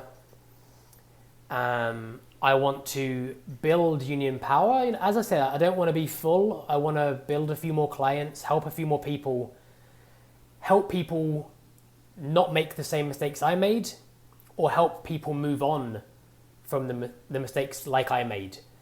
And a big difference between coaching and therapy is helping you overcome the past. Coaching is about helping you live the best present. So I'm not here to give people therapy and counseling, but I'm here to help them restructure the life they have now. You know, the past is done. As I mentioned earlier, we have to respect it and acknowledge it, but we can't be buried in the past and we can't be lost in the future. We have to be here. So my goal is to get my yoga certification and continue to learn from other people. I think the best way you can help other people is to learn from the same people. You know, learn how someone else thinks, and you can understand how you can help them more. You know, when, okay, this person thinks like this, and that's a really important value for them, therefore I can help them this way. You know, it's not a one-size-fits-all situation. Every client will be different. You know, our friends are all different, right? If you want advice, you might go to this friend for financial advice, this friend for emotional advice. Coaching's kind of the same, you know. When you receive people, you have to think, okay, how can I give them advice? What are they looking for? What experiences, what knowledge do I have that I think could be beneficial? And usually it will start with like discipline and routine. That seems to be a really good way of, like, the foundations for a positive transformation is to set that foundation of your routine and your discipline, whatever it may be. And I just want to be happy. You know, it sounds like such a cliche, but my goal in the future is to be a good man, good husband, maybe a good father one day, and live a life that I'm proud to live. And I think lead by example. You know, like, it's one thing coaching someone, telling them to get up at 4:40, but you've got to live that life. You've got to lead by example. You've got to demonstrate to people, look, I'm living proof that, you know, trying these methods has a positive effect. So yeah, I just want to be a good representation of, you know, the values I have. I want to share the values that I have, and yeah, just, I want everyone to be happy. I don't care what your background is, what your beliefs are. I think everybody has the right to be happy, and whatever makes someone happy, we have no right to really criticize that. Unless they're robbing banks, you know, maybe we can criticize that. But if making someone happy is, you know, just going for a dog walk, you know, I wish them the happiest of dog walks. Or if it's going to the gym and, you know, pumping iron, you know, do some pumping for me as well. So I'm just curious, I'm going to change topics a little bit again. I'm just curious, you know, you being a British citizen, and now you've lived in Costa Rica and Colombia for extended periods of time. How does that, how does that work, and how does that affect your citizenship? And in America, I think we call them expats when they go live abroad. Yeah. I don't know what if that's the same term for British citizens. I believe so. Know. Yeah. Mm-hmm. Yeah. So, tell me how that works, and what did you learn, and from, what advice could you tell someone who may want to go live abroad and that kind of thing? At the end of every country is different with regards to their requirements. So when I lived in Costa Rica, anybody can enter Costa Rica for 90 days on a tourist visa. You don't have to apply for a visa. I mean, some countries might have to apply for a visa, but like from the UK, when you enter, they stamp your passport, 90 days, that is your visa in your passport. So when I lived in Costa Rica previously, every 90 days, I had to, we'd call them visa runs. So you would go to another country, so you would leave Costa Rica, and you would re-enter, get a new 90-day stamp in your passport. There are ways to gain residency in Costa Rica, but it often involves, putting large amounts of money in a bank account, or maybe having a family like having a baby in Costa Rica. They would consider your child Costa Rican by being born here, so therefore you gain residency. So, Colombia was different. You have 6-month maximum visa. So you can go there for 3 months, then you can leave, you can return for 3 months, and then you can't return again until the following year. I was able to gain a visa due to being in a legally registered relationship. So due to my girlfriend being from Colombia, I was able to apply for a visa that would last for a year, and then I can renew it again. So the advice I would give people when going to another country is just make sure that you know what their requirements are. Because I've known people that kind of don't do their research, or they think that every country is the same, and they get there and they can't come in for various reasons. Especially now with like COVID, different countries have different requirements. Some people require you to have the vaccine, some don't. Some require you to have insurance against COVID in case you get it in their country, so you're not using their health system and not paying for it. So if, like me, you kind of want to pack a bag and go and experience something else, just see what the requirements are for the country. Talk to people that have done it. Like, I was really fortunate where I met, especially going to the school I went to, people there were living the life that I was about to start living. So you can pick their brains and be like, so you just took a bus to Nicaragua and walked across the border and came back 3 hours later and you're good? Like, yeah, that's all you got to do. You haven't got to fly home or anything like that. My UK residency still stands. I have my passport and I'm all good. I've not been to England for 2.5 years due to COVID. I got, stuck in Costa Rica due to the pandemic. There are worse places to get stuck. And then from there I went to Colombia, and only recently, I believe, the restrictions in the UK allow that I can go to the UK without quarantining. Depends on the country again. Like, some countries could enter the UK no problem, because I was in Colombia, politics get involved and that's a red zone. So therefore you have to quarantine for 2 weeks and pay $3,000 for a quarantine hotel and all this kind of stuff. So just do your research and don't be afraid to ask people what you feel are obvious questions. I asked so many stupid questions to people when I started this lifestyle. Like, so when I go to the border, I go to the immigration, right? They're like, well, yeah, obviously. I'm like, okay, but I'm glad that I know now, for sure. And just ask questions, be curious. And as I mentioned at the very, very beginning, like, if it don't work out, go somewhere else. Go home, hatch a new plan, go somewhere else, and just never be afraid to fail. I think it's the coach of Conor McGregor, the UFC fighter. He says, win or learn. Yeah. So how long did you live out of a backpack? What's the longest you've lived out of the backpack moving around?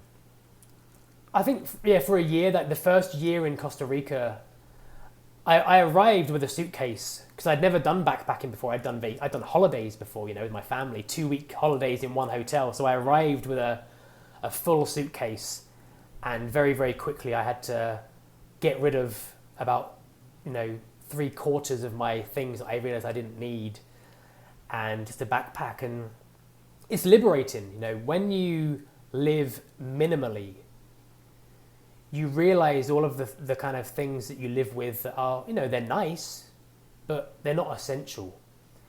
And I think a great example of this is the type of food we buy, especially in other countries. When you travel to another country, if you buy the imported products from your home country, don't complain they're expensive. Of course they're expensive, they've been imported. So letting that kind of stuff go, living like a local, helped me and taught me to be more minimal. Like Costa Rica is rice and beans. That's that kind of food. I have eaten rice and beans for the last 7 years, and I think it's the best food in the world. It's a complete protein. A nutritionist told me actually that when you eat rice and beans together, it creates the same complete protein as meat. So if you're a vegetarian or vegan, like I am, rice and beans is an excellent way of getting that complete protein. Backpacking, minimalism, realizing what's important. When you've only got a backpack to fill, you realize what your priorities are and what you need. You don't need 5 pairs of sneakers. You barely need one in certain parts of the world. You can wear one and you can attach a pair of flip-flops to your backpack and you're good to go. And same with clothes. Have enough clothes where you can chuck them. It depends where you backpack. In my case, if I could throw my t-shirt and my underwear in a bucket and dry them overnight in a hostel in Central America. You don't need many t-shirts, you know. You can just have 3 in rotation. You know, don't be afraid to go commando a few days if you forget to wash your underwear. You know, just let it all hang out. That's funny. That's funny. You know, you're living the life that people dream about, you know, that they think they want. Now, you met, Yeah, you know, I think it's great. What took you to Bogota? Love, you know, the things we do for love. Love took me to Colombia. You know, when I mentioned earlier about learning Spanish, I met the Colombian person I mentioned in my home city in 2014. And we spent 3 months together, the last 3 months of her visa in the UK, and, you know, circumstance and geography kind of separated us, and she went her way, I went my way, and we kind of stayed in contact, kind of like pen pals, you know, like old-fashioned pen pals. Maybe not completely old-fashioned, more by email, you know, email pals. So maybe once a year we'd receive like a very long, you know, how are you? This is my life now, this is what I'm doing, this is where I've been, these are my plans. So we'd kind of keep in contact, but we very much moved on with our lives. I had a relationship, she had a relationship, and there was never any kind of suggestion it would ever lead back to anything. It was very much like that was then, this was now. And during, you know, when the pandemic began, you know, my relationship ended. And, you know, I received that email I mentioned. You know, she just dropped me an email like, hey, how are you? Like, you know, what are you doing? How's the situation wherever you're living? You know, I don't think she knew if I was in England or Costa Rica. And we just started talking again. And it seemed like we were in a very similar situation. We both come out of a long-term relationship. We were both kind of in this unknown pandemic lifestyle. And at the beginning, it was very much, it felt like pandemic companionship. Having somebody that wasn't your neighbor or your housemate to speak to about things. And it, you know, we kind of connected like we connected all those years ago very, very quickly again. And both still very open-minded to the fact that she lived in Colombia, I was in Costa Rica. We were both coming out of relationships, and we just enjoyed kind of friendship and companionship for a while. And, you know, 4 or 5 months later, it kind of seemed like, okay, well, the world has stopped. You know, like, if there's ever a time to throw caution to the wind and just do something, this is the time. Because, you know, maybe you remember, like, it depends on the person, but people genuinely thought, like, is this how the world ends? Is this the end of the world? Like, is this really what's going to finish us all off? And I just thought, well, if this is the end of the world, I want to at least do one more crazy thing. So the borders were shut, so I had to wait a period of time until the borders would open again. And I went to Colombia with an open mind. Just, you know, let's just go and see this person, reconnect with this person, you know, on a friendship basis. But we were obviously like emotionally connected, but it was more like, let's just go and spend some time. And it became very apparent very quickly that, you know, we were being brought back together by the universe or some kind of power. And from that moment, again, maybe due to the fact that the world was in such a confusing moment, I just realized, man, like, this is the person I'm supposed to be with. I'm gonna stay here and see what happens. And, you know, we got married at the end of last year, and it just very much feels like everything happens for a reason. And, you know, to call back again to what I mentioned earlier about holding on to pain, the pain that I felt when she had to go back to Colombia 7 or 8 years ago, if I had held on to that, I wouldn't have allowed myself this opportunity. I let that pain go, as did she, and we let life take us.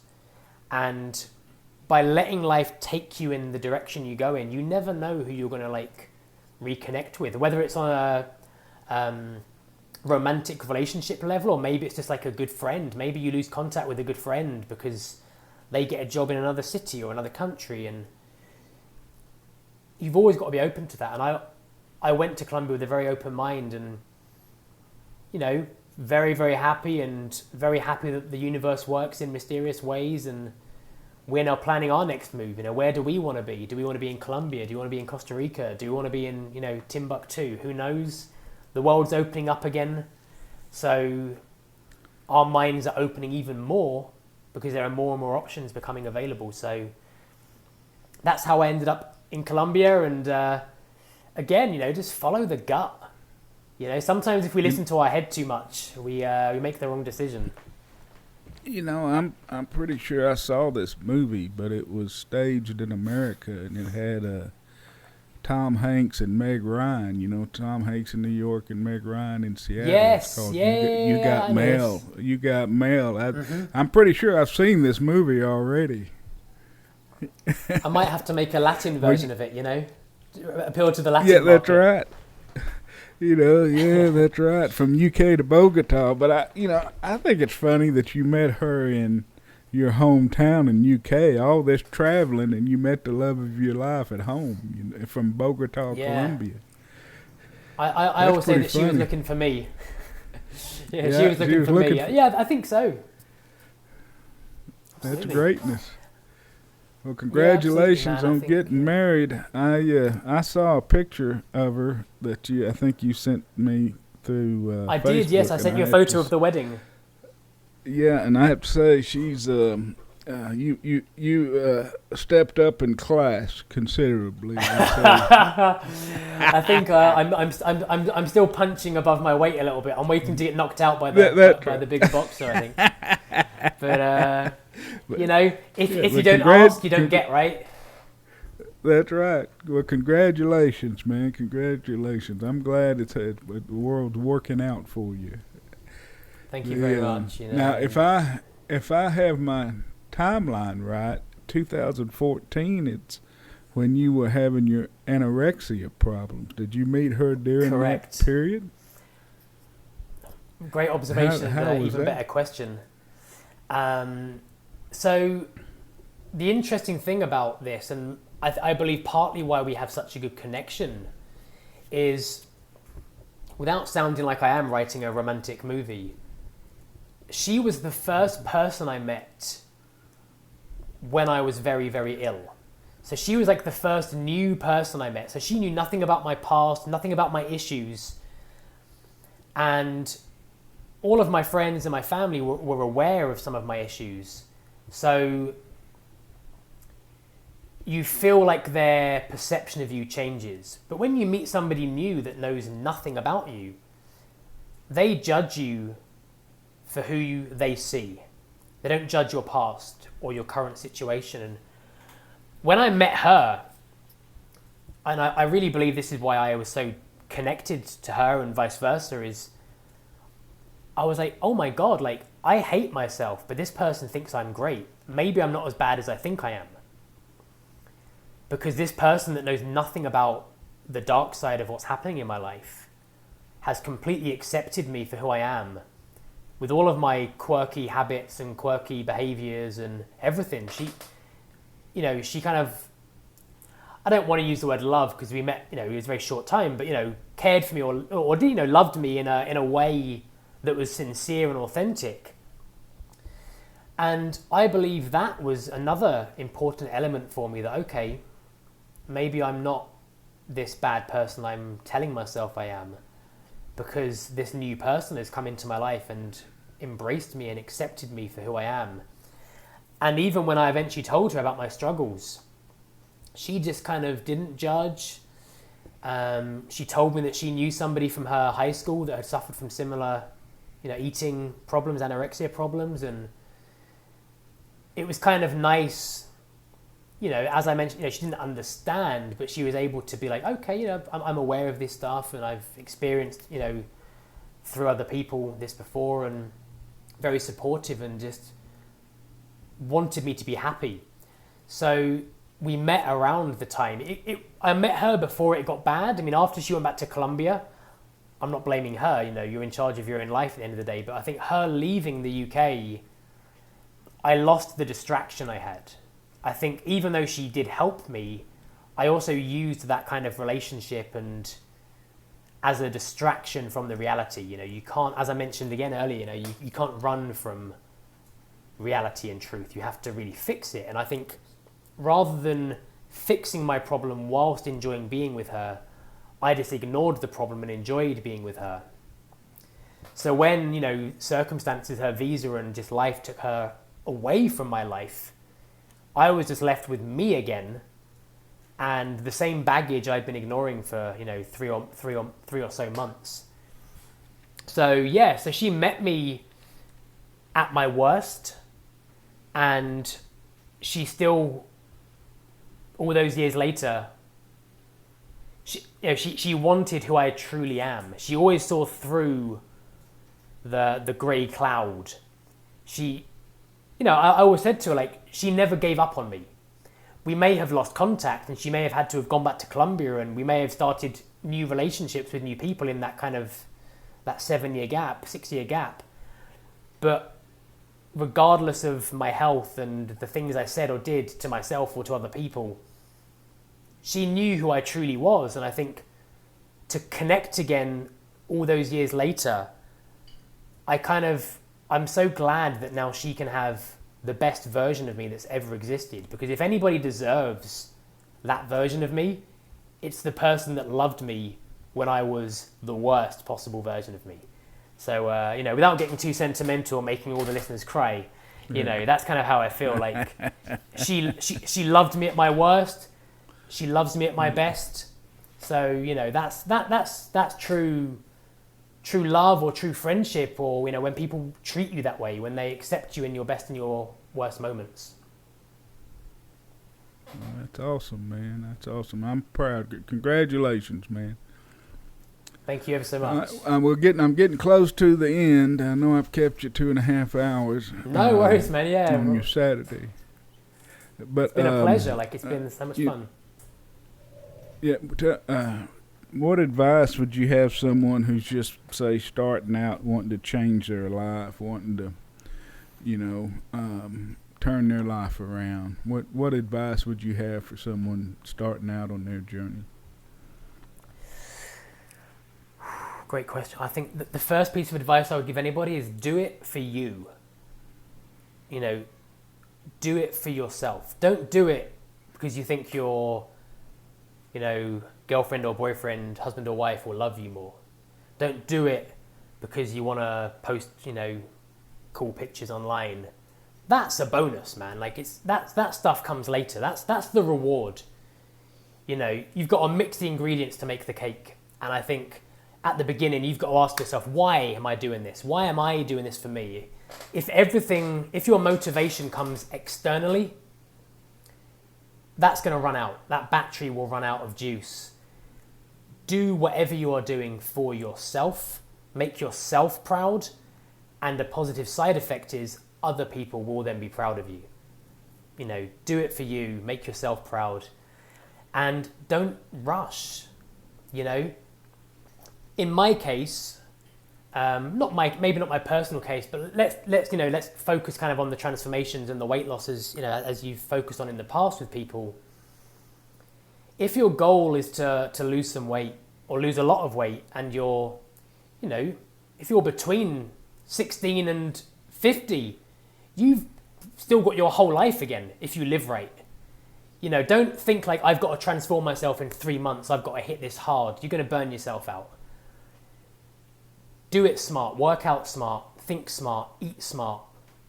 Don't be afraid to ask for help, ask for advice. But most importantly, be your own motivation and be prepared for that first month on the scale to be disappointed. Now, I don't want to sound negative, but let's do the extreme example. You know, let's take people who are in the 500 pound mark. There's a high possibility you might be 480 in a month, 490, 495. This is a start. You know, you are doing something that you've not done ever, potentially, or for a very long time. This is a process. This is like learning a new skill, learning a new language, learning a new computer system. You don't walk into a new job and I know how to do this now. Changing your life is the same. You are completely changing everything you've ever known, rewiring your brain to new thoughts, new habits. Be prepared to fail. Be prepared to feel disappointed. Because when you prepare yourself for that, it stings a lot less. If you think to yourself, oh, this is going to be a cakewalk and I'm going to be the next Arthur Borman, the next Vance Hines, again, that's compromising your motivation. That's external. You're looking externally. Do it for you. Do it well. If you're going to do it properly. On the DDP Yoga Facebook group, again, I'm not being critical, but I see people ask, have I got to eat well or can I just do the program? Ask yourself, why do I not want to change my eating too? Because you're not going to get the results that you see, whether it's on the Facebook group or whether it's through the YouTube videos that DDPY puts out there. You've arrived this far. You've arrived to the DDP Yoga Facebook group. You've arrived there for a reason. You're curious about changing your life. You're curious about Vance's story. You're curious about Arthur's story. You're curious about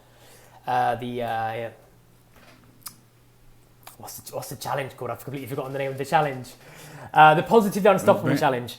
You've seen the winners. Yeah, the Vance's challenge. You've seen these results. You're curious. They didn't do it by doing it half-assed, as we say in English, in England. They did it by dedicating their time, their passion, and their energy. So if you're going to do it right. I'm not talking do it for an hour every day and become jacked. But if you want to change, again, focusing on weight loss, that starts with food, and the exercise is what's going to help you out. If you do Fat Burner 2.0 4 times a week, but you're then eating double or 3 times the calories that you burn in that workout, it's just look at the balance of that, So my advice to people is ask yourself why you're motivated for you. Why do I need to do this? And a great example, often people don't see why. I can give you some examples without naming names. People have children. Look at your kids, Do you want to run around in a park with your kids, or do you want to wait on the bench? Do you want to be there for your kids, depending on how serious your kind of health condition? Do you want to be there for your kids in a few years' time? And those motivations, again, it sounds like I'm contradicting myself with the external, but that can be your motivation. I love my family, I love my kids. Or maybe you want to go traveling, but you're worried about your health. Maybe I can't hike that volcano because of my weight, my health. External isn't endorsement from others. External is when you take something from someone, like my kid deserves to play in the park with me. That motivates me to sort myself out. And, the respect you develop for yourself is unparalleled to anything. Again, I can't talk here as a DDPY physical transformation story, but from my other struggles I've had in the past and the ways I've overcome them, DDPY being a core element of that, I'm proud to share what I've been through, and that's not coming from an ego or an arrogant place. That's because I can sit here today and be like, wow, I dedicated myself to changing my life, and I can sit here now happily and comfortably, happy in my mind, happy in my body, and find what motivates you, do it for yourself, and do it well. Really, really do it. And a kind of a half joking one, if your heart monitor doesn't work, just throw it on the couch and do the workout anyway. Don't not do the workout because your Wahoo ticker doesn't want to work. These gadgets that we use with DDPY are great. If you can't find your jack strap, do the workout anyway. If you can't find your yoga socks that help you not slip so much, do the workout anyway. I don't know where this came from originally. I read it when Stephen David posted this a few years ago. He said, excuses are lies. So if your reason to not work out is because your heart monitor didn't connect, it's not a reason, you're lying to yourself. It's a way to not do it. Throw all that stuff to one side, get on the mat, do it for you, and your life will change. Right. Well said. Well said. Now, I ask this next question to everybody, because social media has been such a big part of my journey. I'm just curious of what, social media, whether it had any effect on your journey over the years, and what's your opinion of social media. I think I kind of know, because you went on a social media hiatus for a while. So, but about a year, I think it was. So tell me what your opinion of that is, and how it affected you. So I believe that whatever works for you. For me, social media started my journey as I saw DDP on Twitter. That's what gave me that spark to begin with. I used social media a lot more in the early days, kind of sharing my progress. But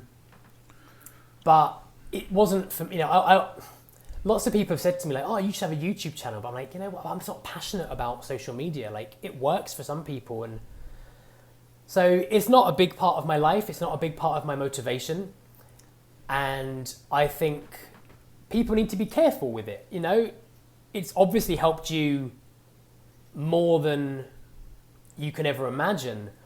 But I think other people that look at you as like, oh, wow, I can relate to Vance, whether it's being like in a similar kind of weight kind of area when they begin their journey. I think just because you've done social media kind of, I want to say every day for the last X amount of years, don't be afraid to realize, okay, doesn't work for me. You don't have to do the social media.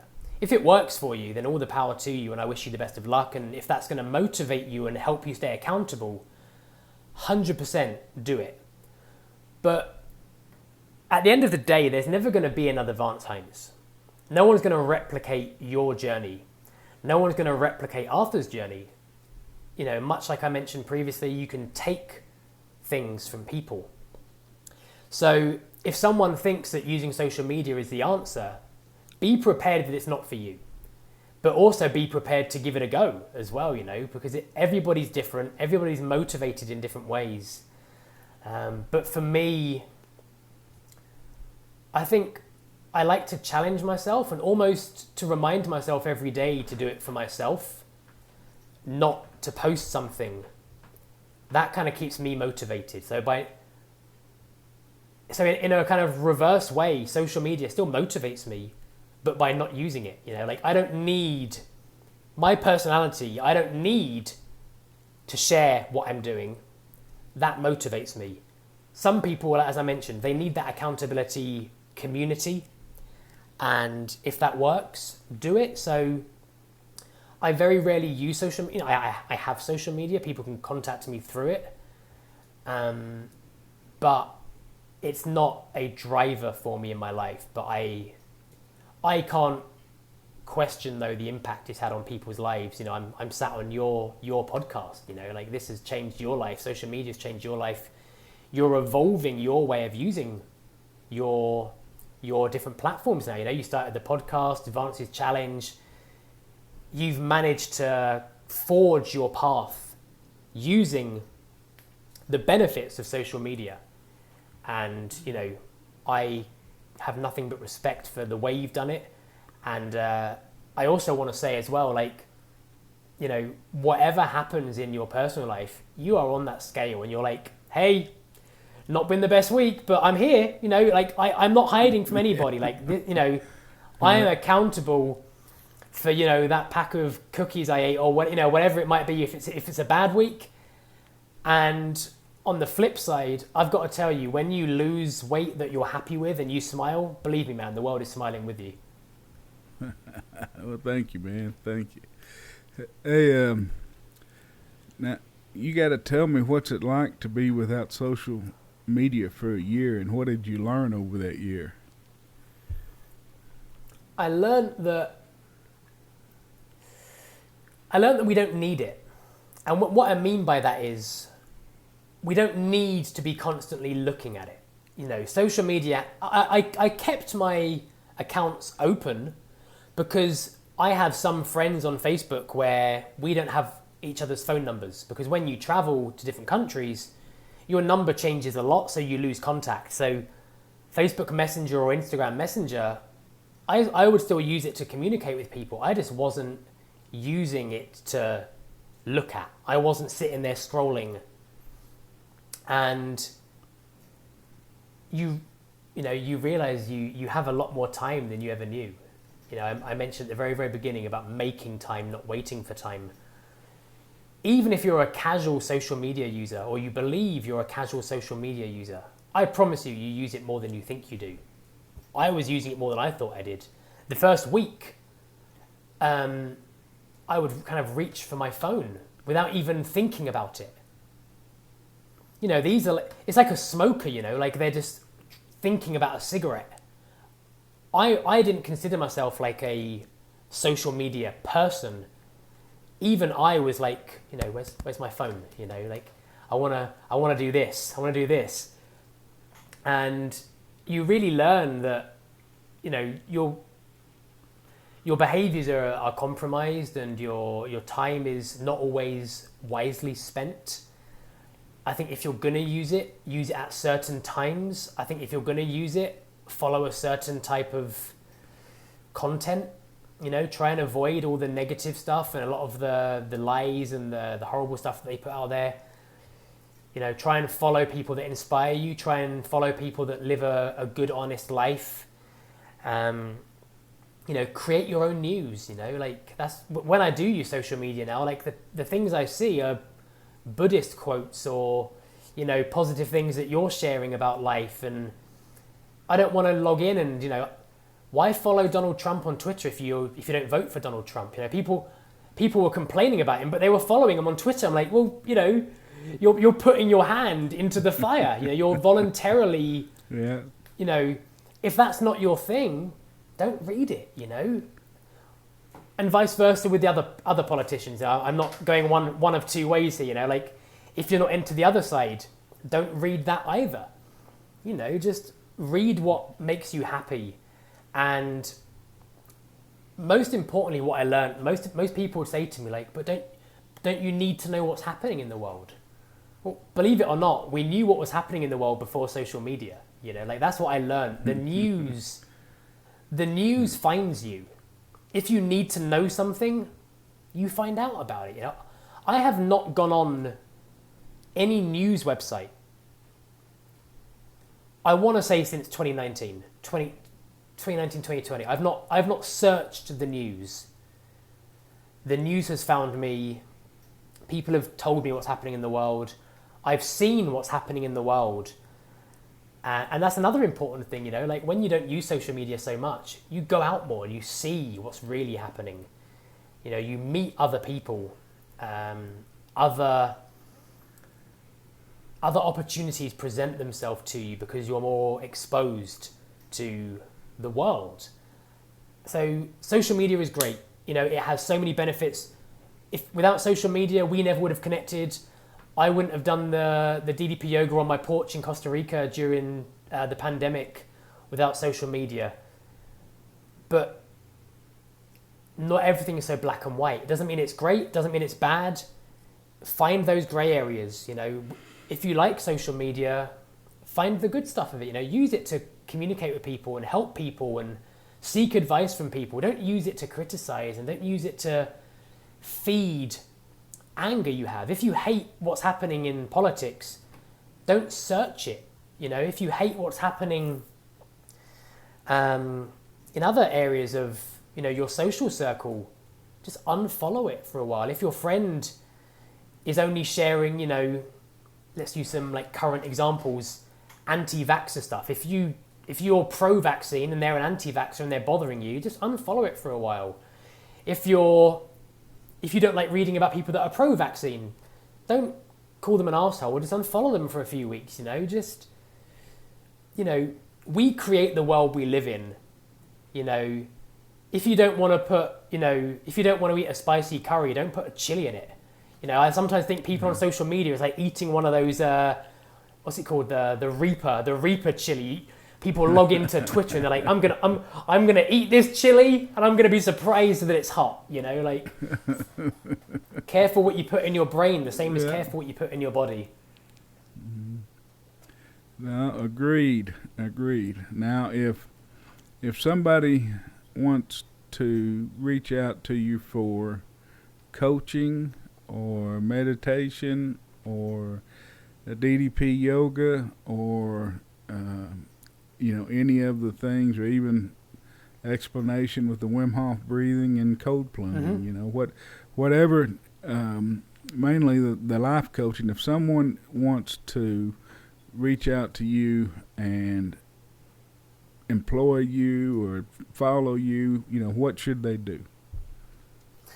Thank you. Yeah, so firstly, there's unionpowercoaching.com, which is the website, and there's a contact section where you can message me directly and I will respond to you, and it has the information about the services I provide. It has like the kind of rough estimate of the kind of prices too of what I charge. What I will say, you know, I live in a part of the world that is cheaper to live in if you earn in dollars or pounds, you know, euros. I can charge less than maybe what people would pay in other countries due to my personal circumstances. And, you know, I would rather offer someone a more affordable service and help someone than outprice them and they continue to not have those options. So you can find that at unionpowercoaching.com. And on social media, I just have an Instagram account. I'm not publishing much. I will share like positive things in my stories from time to time, but you can find me at Union Power Coaching. I'm happy to offer free advice by message. If people have any questions about anything I've said today, you know, I want to help people. If people want to hire me and they want a coach, they want a DDP yoga instructor, they want to learn more about meditation, please feel free to pay me. I'm happy to do it. But also don't think that if you email me, I won't respond because you're not sending me a PayPal transfer. Like, you know, I've been, as I mentioned several times, I've been at the worst end. And when you reach out to someone and they respond, it means the world. So if you feel like you're in that place and you just want to say, hey, ask a question, please feel free to message me and I will gladly respond. So yeah, unionpowercoaching.com for information, prices and contact. At Union Power on Instagram, and you know, don't be afraid to make changes in your life, whether it's through coaching with me or coaching with someone else. You know, like if I don't think I'm the best fit for you, I will recommend somebody else. You know, I'm not here just to make money. You know, I need money. I need to buy my rice and beans, but I want to make sure that I'm giving a service that I'm proud of, and a service you're going to benefit from. So yeah. Union Power Coaching, you heard it here first, possibly.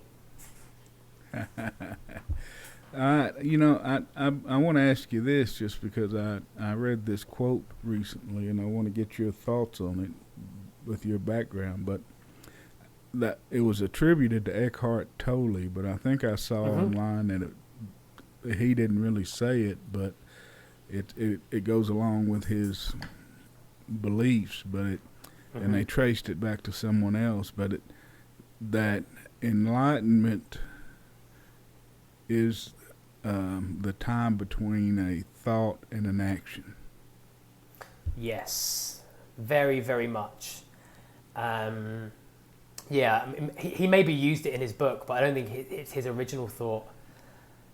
My favorite Buddha quote actually is one that says, "I didn't say that." Those memes where it's just Buddha going like, I didn't say that. So yeah, enlightenment, yeah, the time between thought and action, definitely. I think that moment of clarity is enlightenment, when you feel clarity about whatever you're doing, or maybe it's just clarity in a present moment. You know, going back to the ice bath, when you mentioned about like the feeling you have, a friend of mine tried the ice bath at my apartment in Colombia. She'd never done it before. And she said to me afterwards, she said, I was totally present for 2 minutes. She said, I was not able to think about the problem at work. And it's because she was in that gap in between. She was sat in a bucket of ice, enlightened for 2 minutes, because when you're able to close those doors for a period of time, unfortunately, there's no lock for those doors. They're like French doors. They're going to blow open. But you've got to enjoy those moments when those doors do close. And when you feel that clarity, treasure it, and cherish it. Hold that feeling, because you might not be able to repeat it, but you can remember it, And I will never repeat the feeling of my first ice bath. Someone asked me how it felt to be married, and I said, there is a feeling you have when they tell you that you are now husband and wife, that you feel once in your life. You can't explain it, but you feel it. It's unique.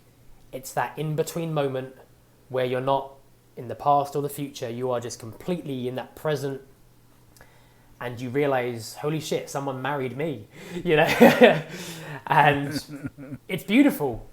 And, those positive feelings are the same feelings that we have that are negative. Why do alcoholics and drug addicts take more alcohol, take more drugs? They're searching that feeling they had once, and they never reach it, which is why they often chasing the dragon. You also can't chase the enlightenment that you felt, when you were in your kitchen, preparing a smoothie, and you were completely present, and then you realized, wow, like I was completely in this moment. It's done. That's if you're chasing it, you're not living in the present anymore. You're chasing a moment in the past. So absolutely, that gap we have, and I experience that twice a day when I meditate. I would not experience it for 20 minutes. I wish I did. But I would experience those moments where sometimes I think to myself, oh, this meditation is not very good. Firstly, there's no such thing as a good or a bad meditation. No meditation is bad meditation.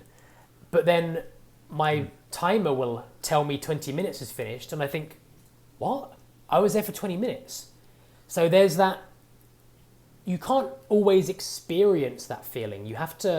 Often you experience it afterwards. So the example of meditation, 1 minute I think this meditation is not, as good as I wish it would be. And then the next second the meditation's finished and I realize, wow, I was, deep in that meditation without realizing, because you won't realize because you're in that gap, and find ways to do it. And there's a great quote. It says, if you don't think you've got time to meditate for 20 minutes, I recommend you meditate for an hour. I like that, meditation makes time. It makes me more productive. So by taking 20 minutes out of my day in the morning and the afternoon, I truly believe that makes me more productive in the rest of the day. I feel like I create more time because I make time for myself.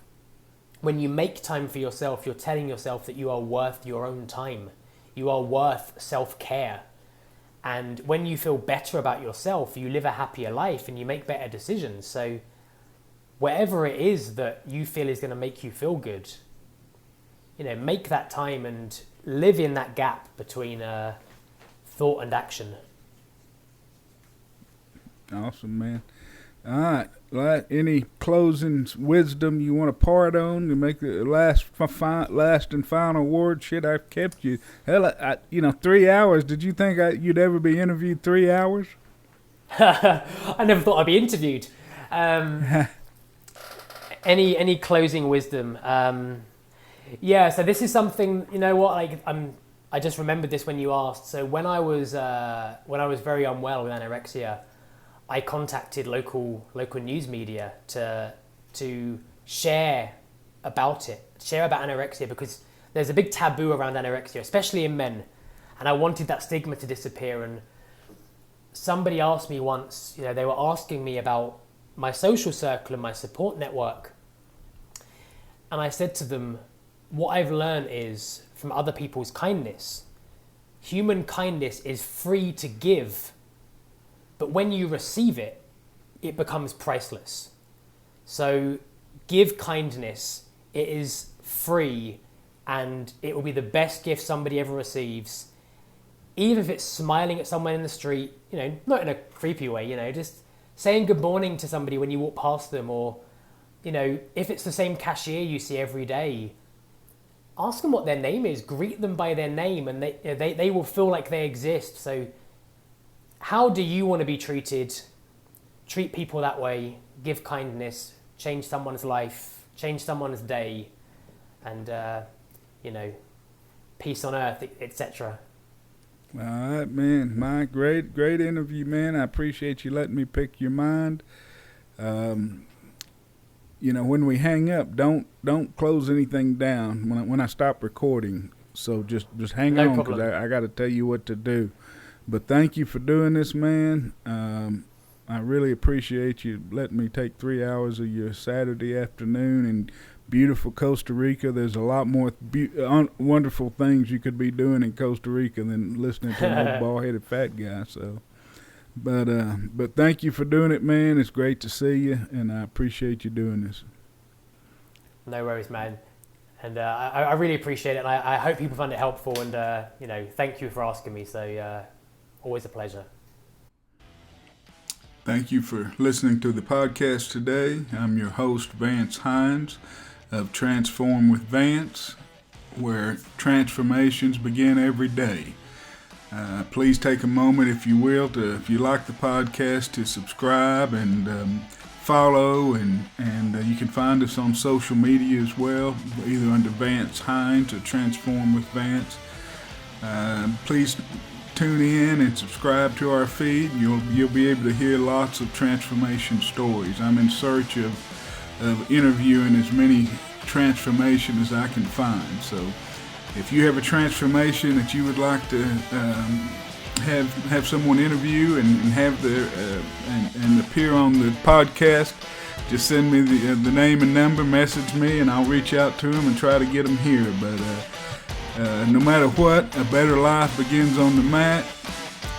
Get on the mat and start your transformation today. Thank you.